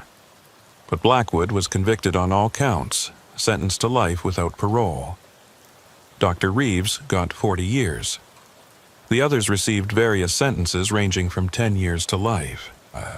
The 6 victims from Gary all survived and recovered, though, like the Chicago kids, they carried scars both physical and mental. The young woman who'd thanked me, Rebecca Martinez, testified at Blackwood's trial. Her testimony about the months she'd spent in that place, the things she'd seen and heard, made several jurors cry. The investigation expanded, following the network's tentacles across the country. Dozens more arrests, hundreds of victims identified, some saved, too many lost. It became one of the largest medical trafficking investigations in U.S. history. I never went back to truck driving, couldn't.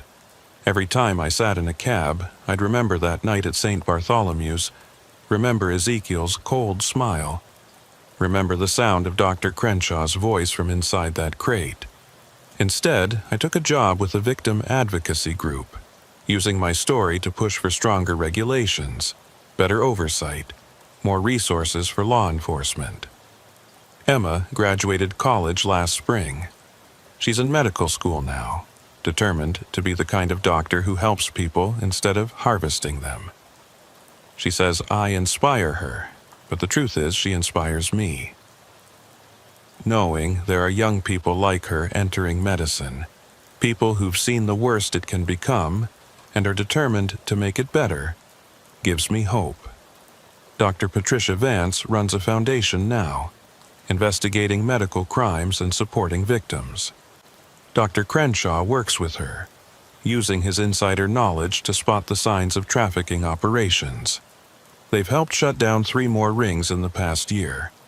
Obadiah got early release for his cooperation and now works as a security consultant, teaching hospitals how to spot and prevent internal trafficking.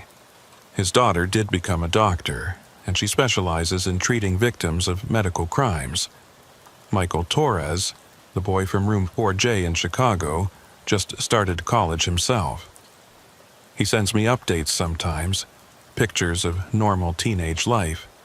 He's majoring in criminal justice, wants to be an FBI agent. Says he wants to be the one kicking down doors to save kids like him. The network still exists, probably. Blackwood was right about that.